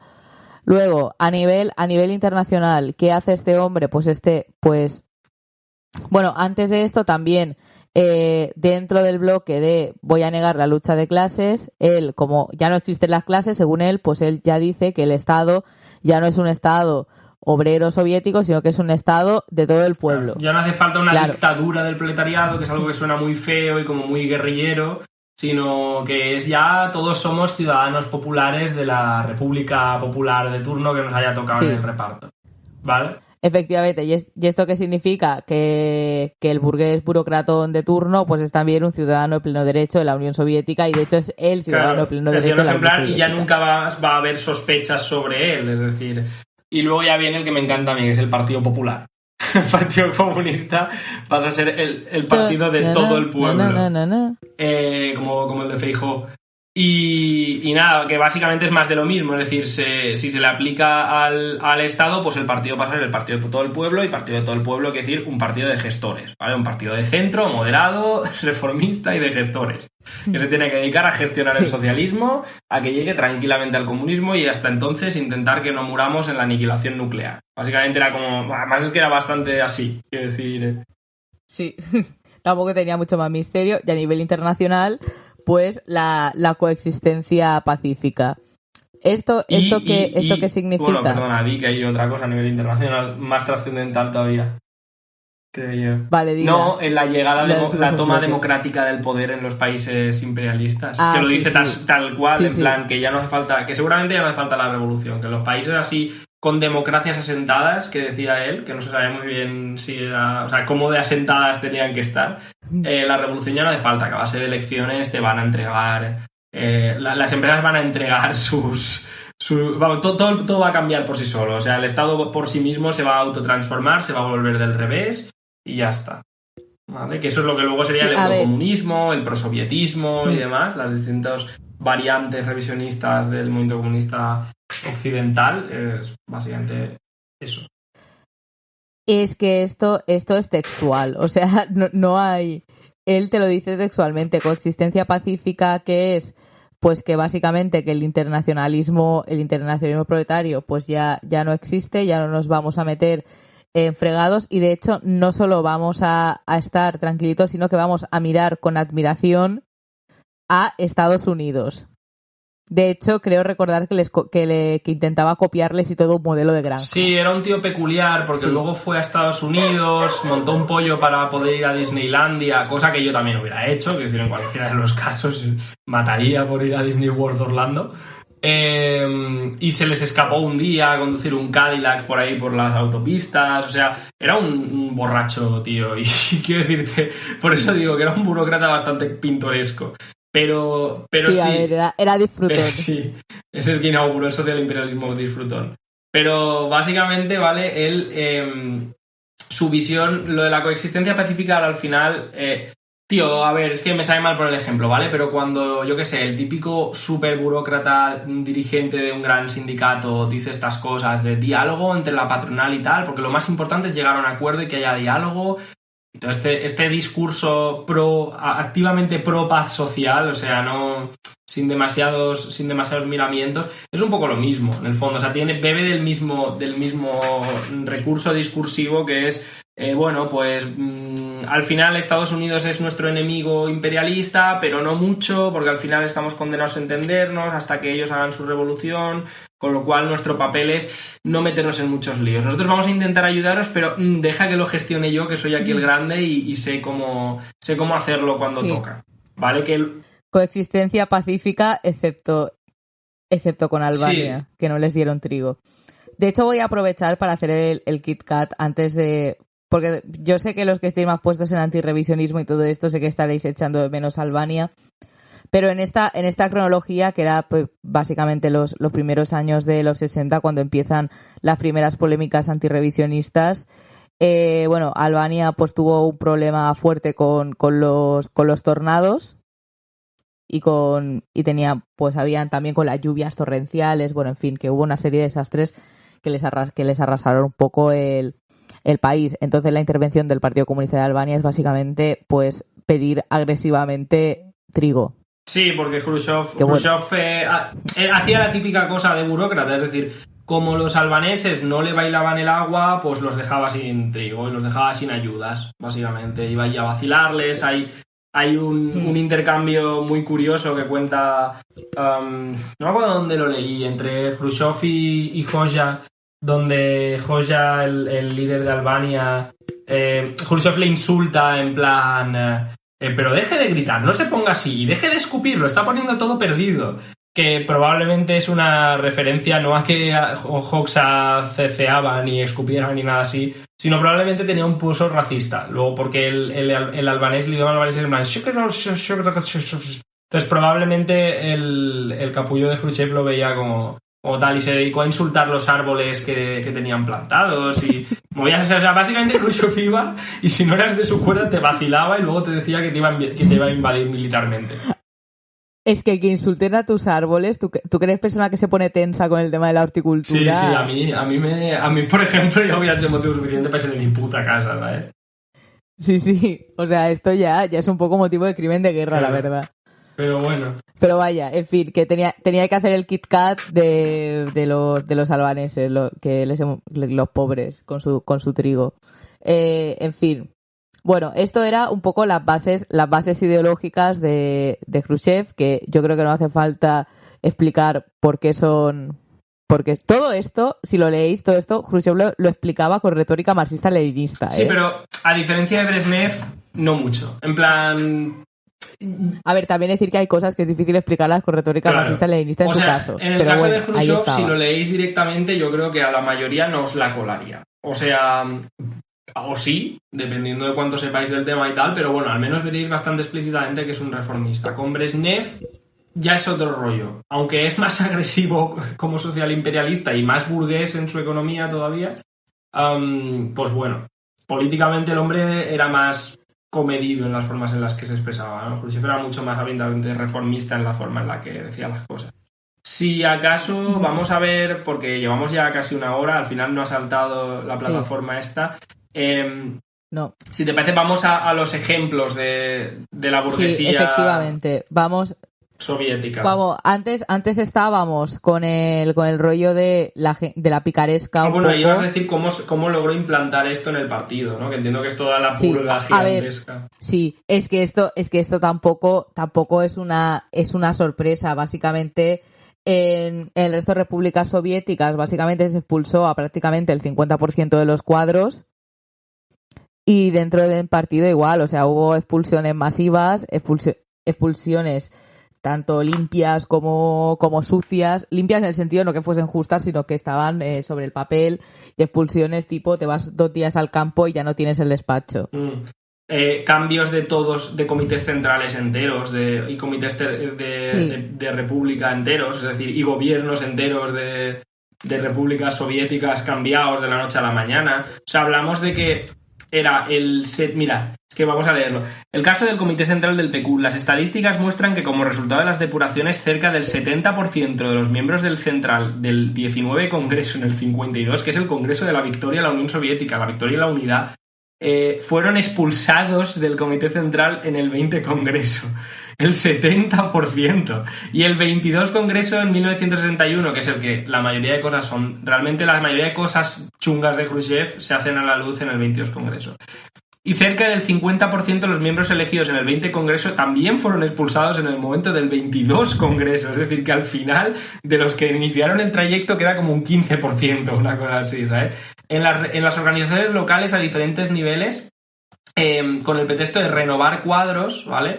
Khrushchev removió un 45% de los miembros de los comités centrales de las repúblicas federativas y un 40% de los miembros de los comités municipales y distritales. Pensad lo que es, o sea, un comité municipal o de distrito es en un partido tan grande, ¿vale? Cada puto municipio, cada distrito de una ciudad o de fábricas o tal, tiene un equipo de representantes, ¿vale? De dirigentes, pues igual son 6, por decirte algo, ¿vale? Echar al 40% quiere decir que igual has expulsado al 30% del partido más echado para adelante, ¿vale? Lo has expulsado del partido o del órgano directivo, que para el caso, en un partido tan grande es lo mismo, porque de militante de base la mayoría seguro que aguantaron muchos años, pero no haces tanto, ¿vale? En partidos tan grandes, coño, es que pensad que un comité de distrito, o sea, un comité de distrito es que yo qué sé, si militas en Jaén, ¿vale? Pues eres el comité del distrito 3 de Jaén, por decirte algo, ¿sabes? O sea, no es que seas ahí el representante de media de toda la comarca. Sí, o sea, como veis, pues así lo consiguió a nivel político. A nivel económico os voy a leer 2 ejemplos. Uno que a mí personalmente me gusta por lo detallado. Pero bueno, venga, vamos. Para que veáis un poco hasta qué punto se estaba desarrollando la burguesía. Los dirigentes de una de las fábricas de materiales militares de Leningrado colocaron su propia gente en todos los puestos clave de la fábrica, convirtiendo la empresa estatal en empresa privada. Aunque esto nominalmente era una empresa socialista, tú en el momento que coges y colocas a tu primo segundo, a tu tía Mariloli, a tus 3 hijos o tal en los puntos claves de dirección, pasándose por el forro básicamente toda la democracia interna que podía haber en esa fábrica, pues evidentemente, aunque nominalmente sea socialista, las dinámicas y funcionamiento de esta fábrica no lo son, porque funciona como la empresa del tío segundo provinciano de cualquier hijo de vecino. Sigo. Se dedicaron a la producción privada de artículos no militares y en 3 años obtuvieron una ganancia de 1.020.000 rublos viejos tan solo en la venta de plumas Fuentes. No sabía, yo no sé por qué había tanta demanda de plumas Fuentes. Pero eso es interesante porque nos lleva a por qué estructuralmente sale la nueva burguesía en el socialismo, que es al final... Sí. Tú en el socialismo no os lo imaginéis como una sociedad perfecta. O sea, igual han estado invirtiendo tanto en tanques y ha habido una serie de problemas que han hecho que haya desabastecimiento de bolis Bic, ¿vale? Entonces la gente no tiene el puto boli o no tiene plumas de esas o lo que sea, ¿vale? Entonces, esta gente ve la oportunidad y en lugar de plantearlo al partido o de que, pues por los problemas que pueda haber en el día a día, hace el agosto. ¿Vale? Coloca a la tía Mariloli y se dedican a fabricar plumas Fuentes encima con una sobrecapacidad del carajo, ¿vale? O sea, porque tienes una fábrica de tanques y estás desviando recursos a fabricar productos súper chiquitines. Y bueno, el siguiente. Y bueno, al final después te dicen que es la prensa soviética, este señor pues era un vividor que llevaba toda su vida robando. Y dice, vale, no sorprende a nadie. El director de una fábrica de muebles de Kharkov, es que este es mi favorito, estableció un taller clandestino de tejidos de punto y realizó operaciones ilegales.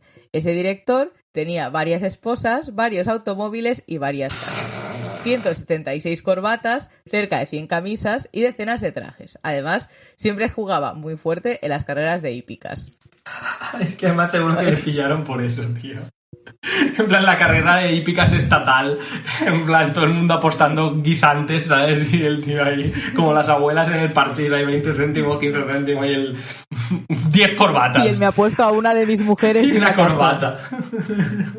176 corbatas. Una para cada puto día del año y repetir, ¿sabes? Ahí 376 corbatas por si cae bisiesto. Y también es que hay unos cuantos, hay uno que también tenía 3 esposas y una casa para cada esposa. Bueno. Y semejantes personas no actúan solas. Siempre de 3 o 4 esposas acompañados. Y obran de común acuerdo con funcionarios de organismos estatales de abastecimiento, la red de comercio y otras instituciones. Tienen sus protectores y agentes en los organismos de la milicia y las instituciones judiciales, incluso cuentan con el apoyo y amparo de altos funcionarios dirigentes de las instituciones estatales. Los cuadros sustituidos, para que sabes, tenemos nombres, o sea, son esta gente. Entonces tú cuando políticamente sustituyes a la gente, porque al final la dinámica es la misma, pero en vez de en una fábrica, en las instituciones de gobierno obrero. Es lo mismo que el señor de las 176 corbatas que mete a todos sus primos en la dirección de la fábrica, pues Khrushchev tiene esta misma dinámica porque en el fondo es la misma clase y mete a sus 400.000 tías Mariloli a hacer la vista gorda. De hecho, a ver, tiene una relación clara, ¿vale? Cuando vemos... ¿Estás ahí aún? Ah, vale. Sí. Tiene una relación clara, de hecho, hay uno de los casos que lo tengo aquí, que es el de Kirguizia. Bueno, no sé si se dice así o lo he dicho rollo Borat, ¿vale? Pero bueno, Kirguizia. Que es un caso en el que de hecho se ve muy clara la ligazón con el Estado soviético ya dirigido por Khrushchev, ¿vale? Dice, en Kirguizia, una banda de 40-50 malversadores y desfalcadores, habiendo colocado bajo su control 2 fábricas en las cuales organizaron producción clandestina, robaron más de 30 millones de rublos en bienes del Estado. Entre los componentes de esta banda figuraban, 2 puntos, el presidente de la Comisión de Planificación de la República, ¿vale? Lo cual debía mandar bastante, porque al final, en una economía planificada, el presidente de la Comisión de Planificación es alguien, ¿vale? Un viceministro de Comercio, uno de ellos. 7 jefes de buró, entiendo que sus 80 esposas. Y de sección del Consejo de Ministros de la República, ¿vale? Que son como secretarios de Estado. Del Consejo de la Economía Nacional y de la Comisión Estatal de Control. Así, esto me encanta, así como un gran kulak que se había escapado del exilio. Un pavo que directamente pasaba por allí, ¿vale? Luego hay muchos que son en plan tejido de punto, botas de fieltro, uno que contrata obreros para que trabajen 12 horas, ¿vale? O sea, todo esto es de las miserias que tiene dirigir el socialismo realmente existente, ¿vale? O sea, de que al final tienes tal, sale este tipo de gente. Quiero decir que obviamente que si vendían botas de fieltro o había gente dispuesta a trabajar 12 horas, todo no era maravilloso, pero porque es lo que ha dicho Lucía antes, es que el socialismo no es color de rosa, y al final es lucha de clases y tiene una extensión económica. En fin. Bueno, además también creo que ni siquiera trabajaban y también se aprovechaban de ciertas, sobre todo en el campo, de ciertas dinámicas, porque también había uno de los de las granjas colectivas que también era un pájaro que también tenía igual 7 o 8 mujeres también con casas respectivamente. Y era, claro, eso es una estafa piramidal, porque contra más esposas tengas, más inversión tienes, es reproducción ampliada del capital y las esposas. Sí. Que hacía que, bueno, además me encanta el detalle de cada una con una casa. Hombre, porque él, vamos a ver, él es un patriarca, pero es un patriarca de orden, coño. Sí, él, las 3, cada una con su casita de campo, pues oye, que también aquí actuaba como un cacique y aterrorizaba a la gente de la población. Tú si a esta persona, este señor cacique, pues loco, te está diciendo que, o sea, es la autoridad. Y ya hemos dicho que se arrastraban problemas estructurales como la falta de formación, la poca movilización de las masas y todas estas cuestiones, la población de allí, y evidentemente que teniendo jornadas, que la jornada legal máxima de la Unión Soviética eran 8 horas, esta gente no va a coger al señor y a las esposas y los va a quemar vivos. Claro, no hay poder obrero si no hay poder obrero. En plan, no hay poder obrero si hay un cacique con 3 esposas, cada una con su casa de campo, que te puede decir lo que hacer, ya está. O sea, no tiene mucha complicación, ¿vale? Esto es una cosa que directamente queremos poner en estos términos para que se entienda que no es algo abstracto, o sea, no es algo ahí súper ideológico de no, Mao dijo tal, no, pero Mao era chino y me cae mal, era de la China, no, o sea... Estos son cosas concretas, ¿sabes? Al final, pues yo qué sé, o sea, si tienes 3 esposas y eres un cacique, pues tu interés de clase va contra el poder obrero, es que objetivamente no está... Claro, y si ves que esto está ocurriendo por sistema y la gente que está trabajando y haciendo estas manufacturas no ha defenestrado al de la fábrica de Kharkov y le ha ahorcado con sus 176 corbatas, pues tocaría el suelo. No hay con las 176 corbatas habría que colgarlo muy arriba, Sí, pues efectivamente, aquí... Pero oye, a mí me parece que... En resumen, lo que queremos decir es que cuando llegue el socialismo, contad bien el número de esposas de vuestros vecinos, porque si al final veis que tienen de 2 o más, probablemente estéis ante un cacique que promueve la línea burguesa en el partido, ¿vale? Nunca la conclusión, la culpa es de las personas poliamorosas. Vale, podéis contactarnos por la línea segura en el socialismo para denunciar. En fin, bueno, a ver, al final esto, la moraleja de la cuestión es que los revisionistas al poder, siendo el poder la cuestión fundamental, los revisionistas al poder significa la restauración capitalista. Claro. Y esto es la enseñanza que hay que sacar, no socialismo feo o socialismo en degeneración o socialismo, pero no mucho. Claro. Restauración capitalista. Obviamente se conservaba unos derechos sociales mayores que en España de Franco, porque tócate los cojones si no, ¿sabes? Quiero decir, evidentemente. Claro, obviamente Khrushchev hablaba de comunismo, igual que inmediatamente después de la revolución de los claveles en Portugal, pues la República Portuguesa habla supuestamente de su transición al socialismo en su constitución, ¿vale? Quiero decir... o América dice que es the land of the free, ¿sabes? Y tenía esclavos. Quiero decir, al final todos los países tienen su retórica que tiene mucho que ver con su historia más...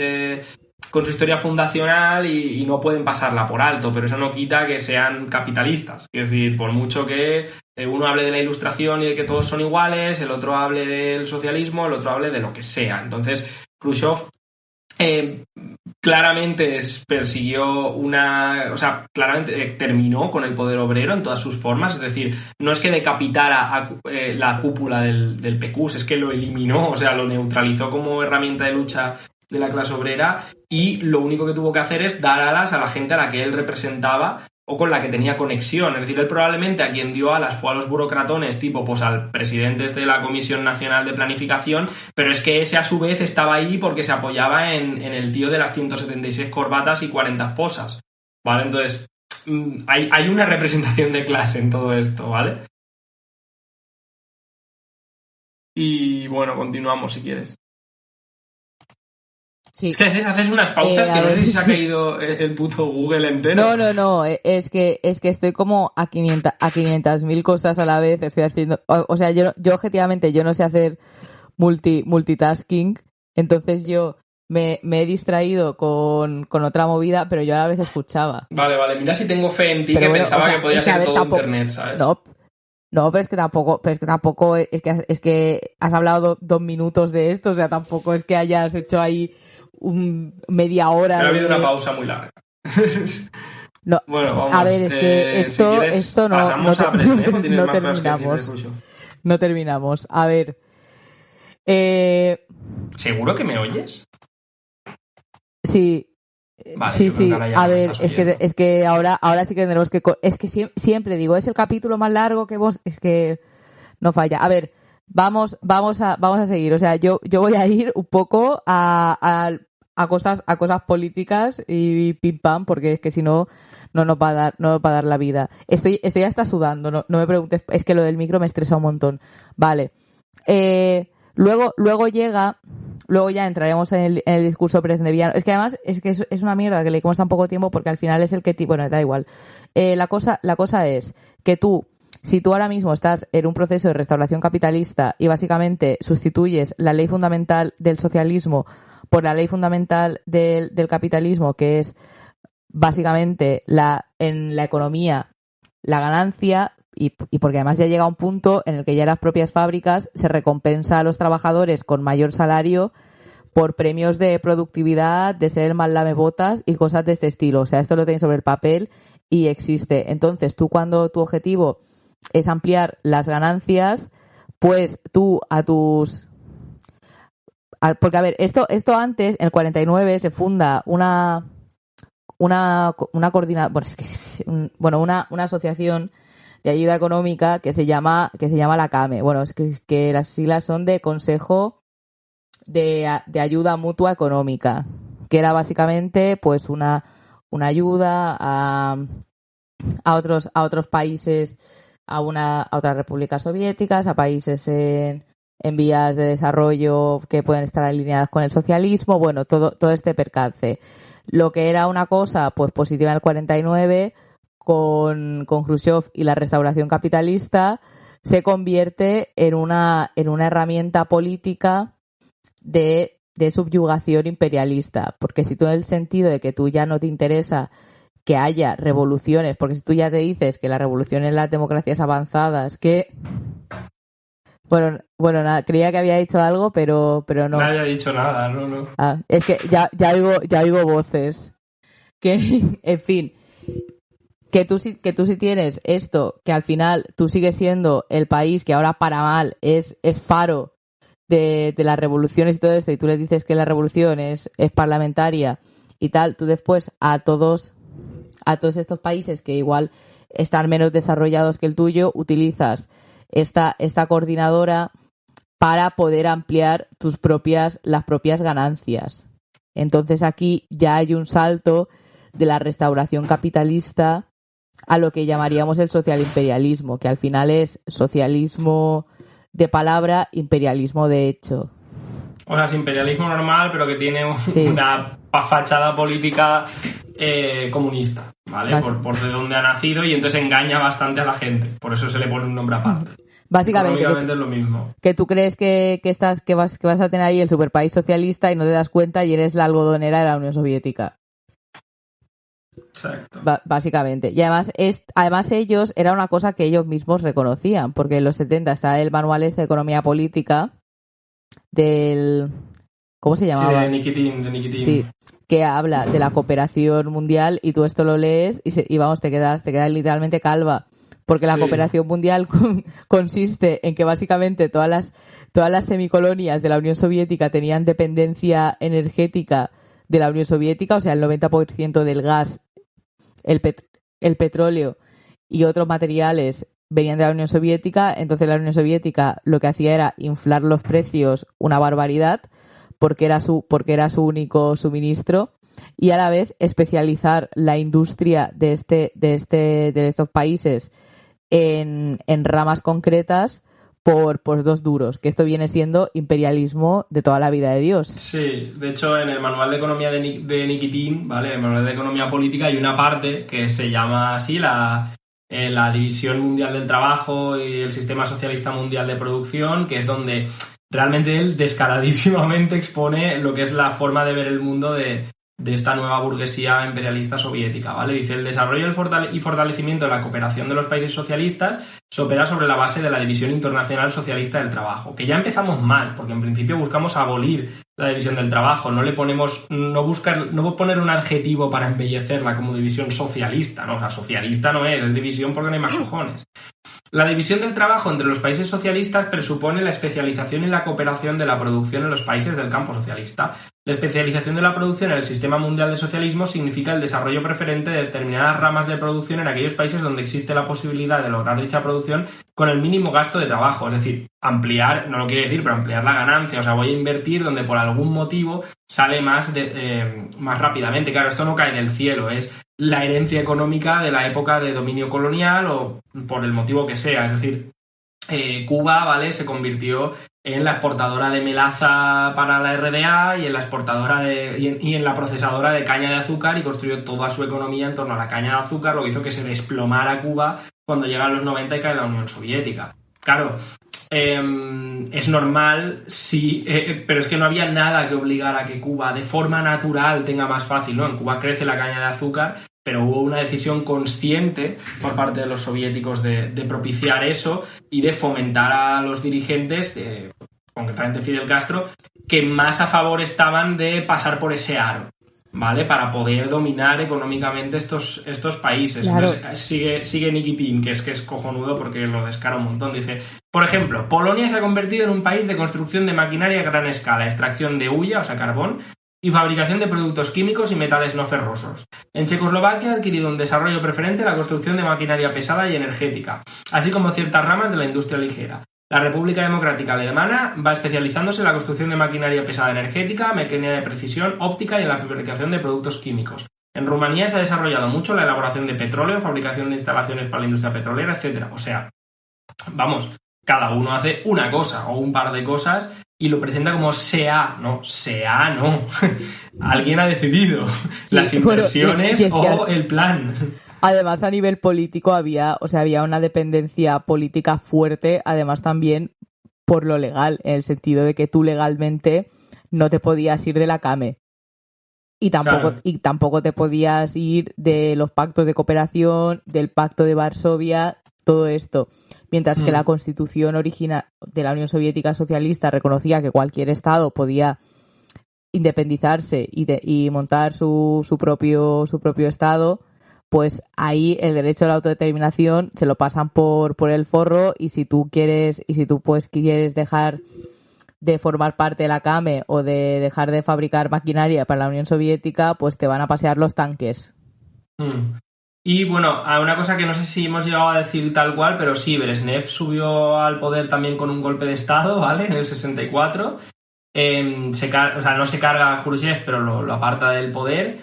Pero básicamente es por formas distintas de entender la manera de dirigir el capitalismo soviético, ¿vale? Es decir, Khrushchev era un tío muy errático y era un dirigente para golpes de efecto, pero tuvo una serie de cagadas muy grandes, ¿vale? No vamos a entrar en detalles porque es política interior soviética que nos da un poco igual, pero Brezhnev era un tipo que lo representaba a los militares y a las castas burocráticas soviéticas pues más osificadas, más conservadoras, y entonces básicamente lo que hace es desarrolla bien los monopolios de Estado, es decir, en lugar de tener capitalistas sueltos aquí y allá y medradores en el partido, lo que hace Brezhnev, y por eso de hecho en parte dentro de los dirigentes posteriores soviéticos en Rusia es de los mejor valorados, es básicamente porque es el que ordena un poco el percal y dice, vale, vamos a tener un capitalismo soviético. No lo dice así, él habla de socialismo y bla, bla, bla, pero bueno, ya lo estáis viendo cómo funciona ese socialismo, ¿no?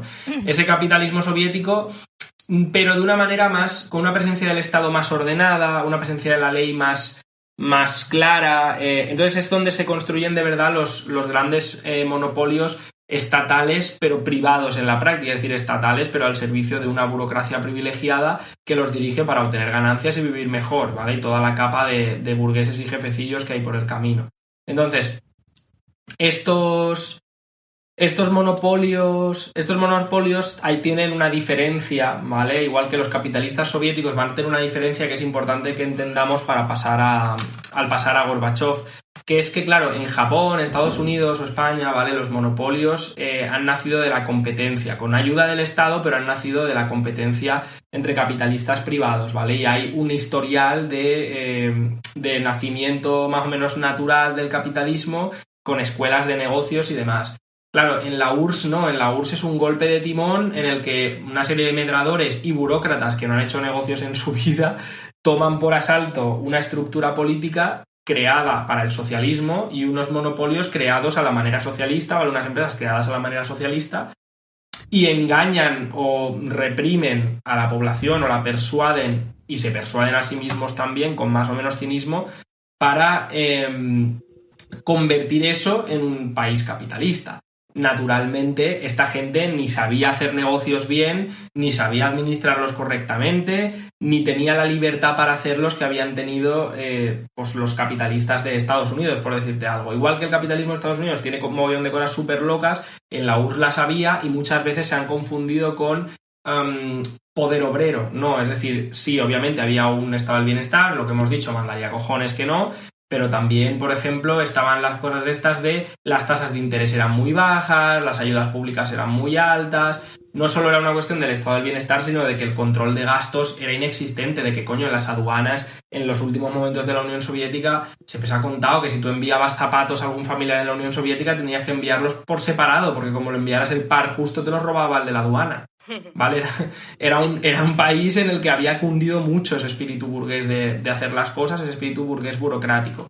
Entonces, eso también se veía en el socialimperialismo, es decir, es un socialimperialismo en el que, claro, no estás gobernando colonias históricamente colonizadas sin más, estás cogiendo países que han hecho una revolución, como en el caso de Cuba, o que han tenido un peso muy importante de comunistas, como en el caso de la RDA después de la Guerra Mundial, y los estás reconduciendo para tus intereses a base de jugar con sus dirigentes y con sus economías.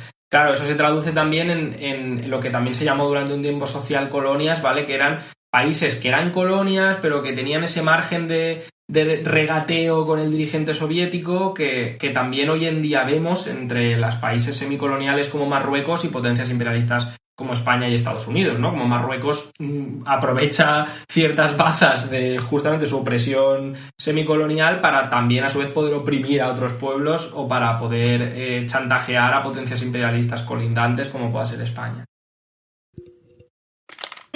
Pues sí, básicamente. Se me ha olvidado lo que tenía que decir. ¿Qué era?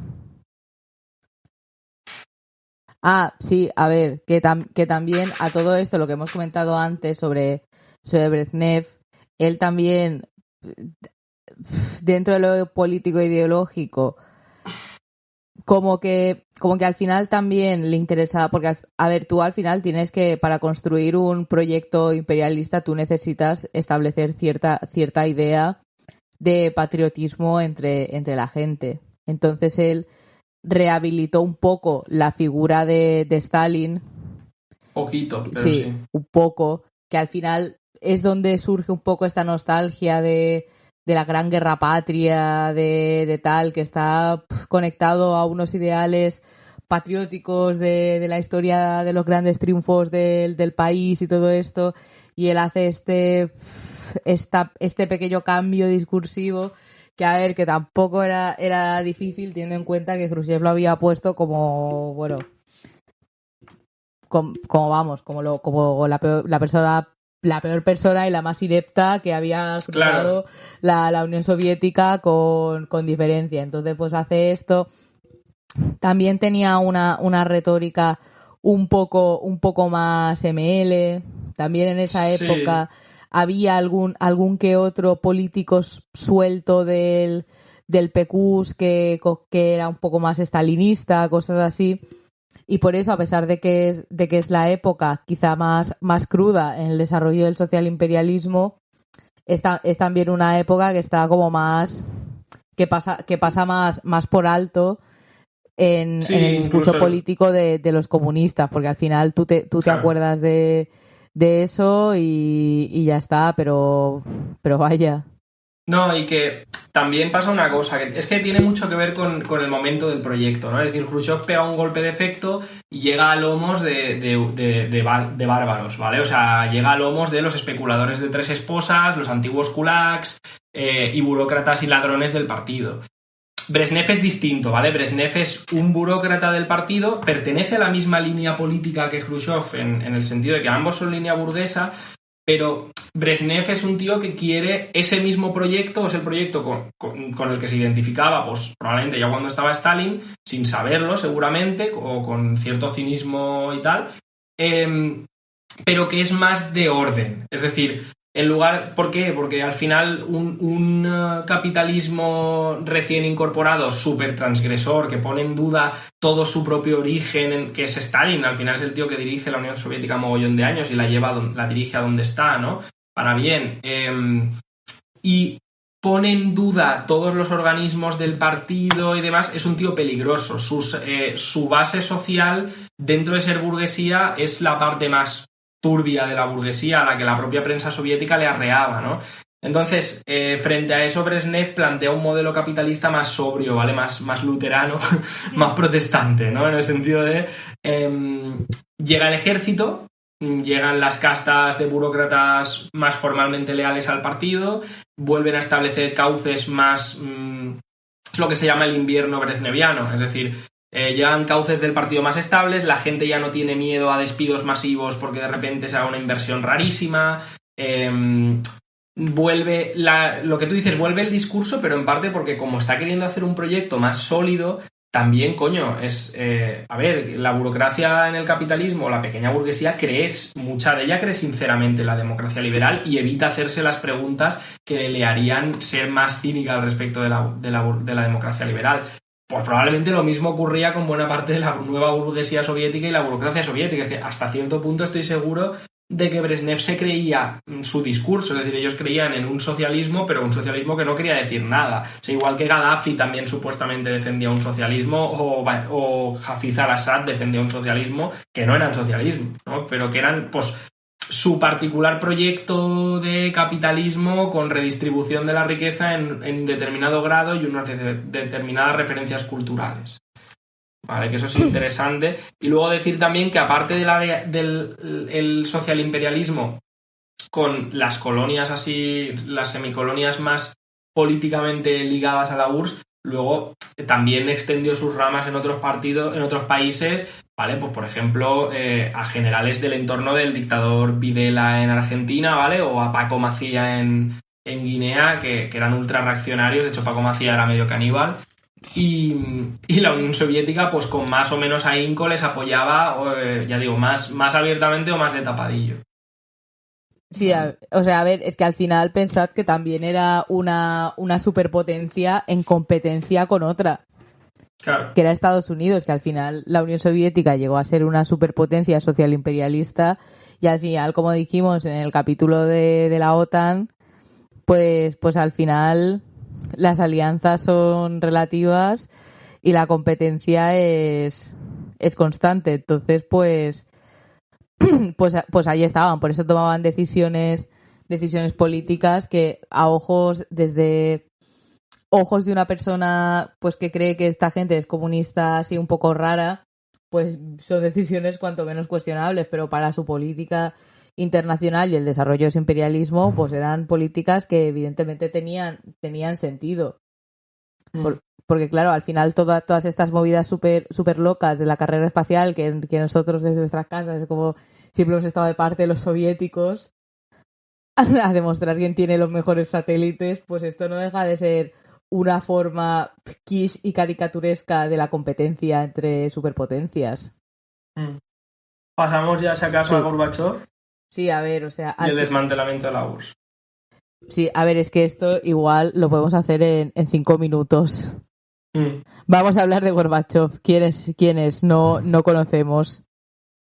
No, sí, a ver, o sea, lo que hay que tener claro es, hemos hablado del burocratismo del capitalismo soviético, ¿vale? Es decir, es un capitalismo muy artificialmente injertado y eso va haciendo que el periodo Brezhnev e inmediatamente post-Brezhnev, pues, sea decadente, ¿vale? O sea, sea muy decadente, es decir, ese ya es el que conocéis, el de las pelis, es decir, y sí, muchas de las cosas que salen pueden estar exageradas, pero son verdad. La fuga de cerebros, el encarcelamiento de gente, de disidentes con excusas de mierda, porque como se negaba la lucha de clases había que inventarse enfermedades, como la supuesta esquizofrenia de ciclo largo, que la podéis buscar.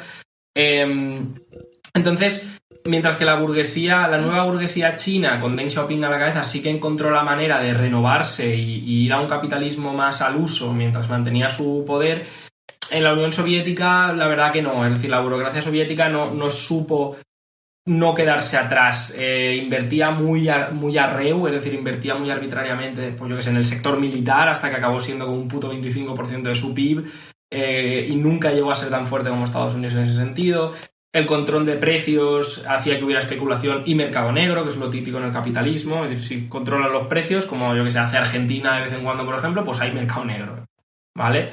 Entonces, todo eso fue provocando eso, junto a la estrechez política que hacía falta para mantenerlo funcionando y la distancia mayor cada vez que existía entre el discurso oficial y la política soviética, iban haciendo que al final pues la gente también se cansara. Es decir, la clase trabajadora, hasta que los que eran más cercanos se iban cansando y iban viendo como menos defendible aquello, ¿vale? Entonces, sí que hubo como varios mandatarios. Andropov, ya he leído a varios historiadores, tipo Josep Fontana y demás, que bueno, probablemente hubiera sido, ellos lo ven como el posible salvador soviético, el Deng Xiaoping soviético, es decir, un tío que a lo mejor hubiera encontrado una manera de hacer que aquello pudiera funcionar como Unión Soviética capitalista y tal. Pero el caso es que Yuri Andropov, como era un viejaco, pues muere, como toda la puta burocracia soviética, que eran viejísimos, ¿vale? Entonces, pues bueno, entra brevemente Chernenko, que la verdad que tal como entra sale, o sea, porque es que muere enseguida. Es que Andropov muere en el 84 y Gorbachev entra en escena en el 85, entonces Chernenko está más o menos un año y pico, ¿vale? Sí, pensá que esta gente es que eran muy viejos, ¿eh? O sea eran claro, Gorbachev, se suele hablar de él como un joven Gorbachev y tenía como 64 tacos cuando entra a gobernar, ¿vale? Era como la joven promesa. Entonces Gorbachev entra con un rollo leninista transgresor, que es algo que ya estaréis empezando a ver, que en el capitalismo no es raro, ¿vale? Los políticos así radicales del campo oficialista muchas veces son los que acaban haciendo las barbaridades, los golpes más grandes los acaban dando ellos muchas veces. Entonces él saca dos planes de choque, la perestroika y la glasnost, que se estudian en los coles y todo, ¿vale? Que básicamente es con muchísima demagogia leninista, porque la verdad que si lo lees de primeras hasta te puede parecer bien. Básicamente es pasar a un capitalismo normal con más peso de los monopolios privados y libre prensa y demás, ¿vale? O sea, al estilo soviético, pero una transición a una democracia burguesa, en vez de un régimen que es muy evidentemente un puto régimen militar, ¿vale? O sea, que decir, la Unión Soviética de Chernenko es evidentemente un régimen burocrático militar abiertamente. En su forma política no había manera de participar en él, ¿vale? Entonces, obviamente eso puso una serie de fuerzas en marcha. Hasta qué punto Gorbachev sabía que esto pasaría sí o no es irrelevante. Es decir, Gorbachev lo que quería era generar privatizaciones masivas, despidos masivos, romper con las cosas o sea, pasar a un modelo que era igual de malo, pero encima por el camino, pues quitarse de encima empleos estatales y servicios públicos, ¿vale?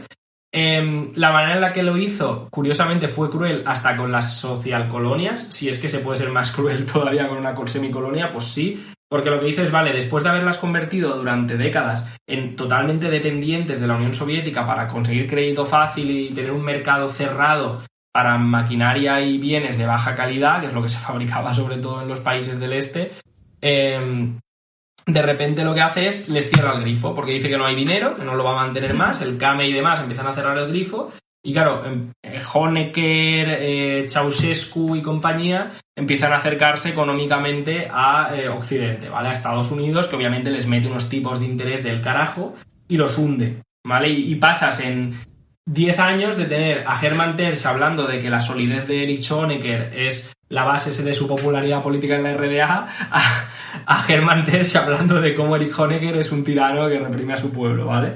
Hermann Tertsch es el que ahora es medio nazi. Pero bueno, en esos años era corresponsal del país en la RDA. ¿Vale? Entonces... Mucha gente ha terminado siendo medio nazi, ¿eh? Sí, sí. Pues bueno, entonces, básicamente él quería salvar al capitalismo soviético a costa de sacrificar a saco, ¿vale? A la clase obrera soviética y un poco soltar lastre. Él lo veía como soltar lastre. ¿Qué pasa? Que esto no funcionó. Vale, no funcionó porque es que el encaje político que tenía la Unión Soviética estaba demasiado ligado al orden brezhneviano, a ese orden de encaje súper todo cogido con hilos y palillos, que estaba carcomiéndose por dentro porque cada vez necesitaba más capitales occidentales, cada vez tenía más integración occidental, que es lo que ha dicho Lucía al principio, eso ya está en su cultura, y entonces básicamente va habiendo insubordinación interna, ¿vale? Por ejemplo, el Partido Comunista de la Unión Soviética es ilegalizado en Rusia por un tío que era miembro suyo, al que expulsaron aprovechando que era un racista, pero que no había sido expulsado por racista. O sea, era un racista, era un fascista, Boris Yeltsin, había estado en el partido tranquilamente y lo expulsaron cuando empezó a ser incómodo con una buena excusa, ¿vale? Entonces, Boris Yeltsin pues hace esta revueltilla contra la vieja burocracia, y en ese fuego cruzado entre la vieja burocracia y los nuevos partidarios del capitalismo más occidentalizado, como con Boris Yeltsin a la cabeza, pues cae la estructura del PQS. En el 91 Gorbachev se ve obligado a abandonar todos los cargos, ¿vale? Porque la vieja burocracia, de hecho, intenta dar un golpe de estado, por lo visto súper trambólico, súper mal montado. Boris Yeltsin bombardea el Parlamento soviético aprovechando el ejército ruso. Obviamente mogollón de repúblicas soviéticas empiezan a pirarse, en plan, ¿qué cojones está pasando aquí? Ya las repúblicas bananeras, nadie al volante, adiós. Claro, llegó a haber formalmente una república liberal soviética, si no me equivoco, de la cual él fue presidente, ¿vale? Durante minuto y medio, porque se llegó a aprobar una nueva constitución así como democrática al uso, más o menos occidental.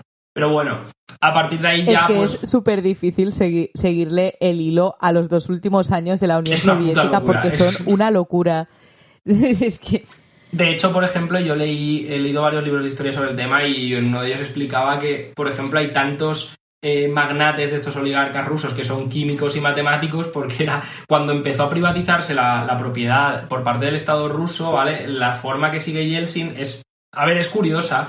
Es básicamente generar artificialmente la competencia que no había tenido nunca Rusia, ¿vale? Entonces, le da a cada ciudadano una fracción igual, rollo Thatcher, una fracción igual de la propiedad pública. En plan, tú tienes tu acción de las fábricas de tu zona, ¿vale? Pero ¿qué pasa? Que la gente con eso se muere de hambre, porque se quedan sin empleo.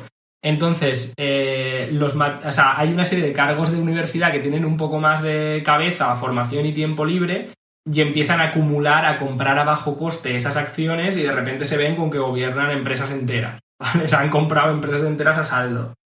Es que realmente una locura, ¿eh? Sí, y básicamente... Es que al final lo que hace Gorbachev es desmantelar... Pues él desata fuerzas que ya existían, ya está. O sea, él da el pistoletazo de salida y todo pasa muy rápido, no... Sí, a ver, o sea, pero al final, por X o por Y, el capitalismo en cierta medida se resetea porque se privatiza absolutamente todo. O sea, todas las ventajas que había sociales acumuladas en la Unión Soviética pues básicamente desaparecen y empiezan los documentales de niños huérfanos en el metro de Moscú, de gente vendiendo sus dientes, de retail a la rusa de Los Miserables, todo esto que imagino que habré visto en los documentales de la 2. Y con la Unión Soviética cae lo que sería el socialimperialismo, y a través de todas estas desmantelaciones y todos estos 2 años como súper trambólicos, donde no se encontró la manera de reciclarse al estilo Chiro, pues ahí nace estamos. El nuevo capitalismo, el nuevo imperialismo ruso que conocemos hoy. Sí, termina en lo que ya hemos hablado en varios podcasts de análisis del imperialismo ruso. Y también, ya estaría. Sí, y claro, y también todas estas personas tipo Putin y toda tal, que han estado en el KGB, que han estado en el partido y todo esto, mucha gente, yo lo digo para la gente que quiera discutir con su familia, y dice, pero esta gente estaba en el Partido Comunista y en la KGB. Pues hay que explicarles que tú, si querías ser alguien, tenías que estar en el Partido Comunista. Por eso el presidente de la marca de móviles de Huawei está en el Partido Comunista. Que de hecho salen fotos suyas ahí en las reuniones. Porque en un modelo social imperialista, tú, si quieres ser alguien, pues evidentemente el órgano de gobernabilidad es ese Partido Comunista, por llamarlo de alguna manera, ya esclerotizado, que básicamente es tu herramienta para medrar. Claro. Que esto también punto importante. Y nada, que ya hemos terminado. Creo que es este el más largo que hemos hecho, de hecho. Puede ser, 1 hora 59 minutos. Sí, casi 2 horas. Pues nada, nos vamos a nuestras respectivas vidas. Espero que os guste. Si queréis saber los libros, ya nos lo preguntáis. No prometemos que vayamos a contestar. Bueno, casi prometemos que no lo vamos a hacer. Sí, es broma en este sí. Léete el artículo de somosrevolución.es y nada, nos vemos en la vida, y algún día grabaremos Economía Política 2 pero bueno, si tiene que tener la misma suerte que Urbanismo 2, vamos apañados. Venga. A más ver. Adiós.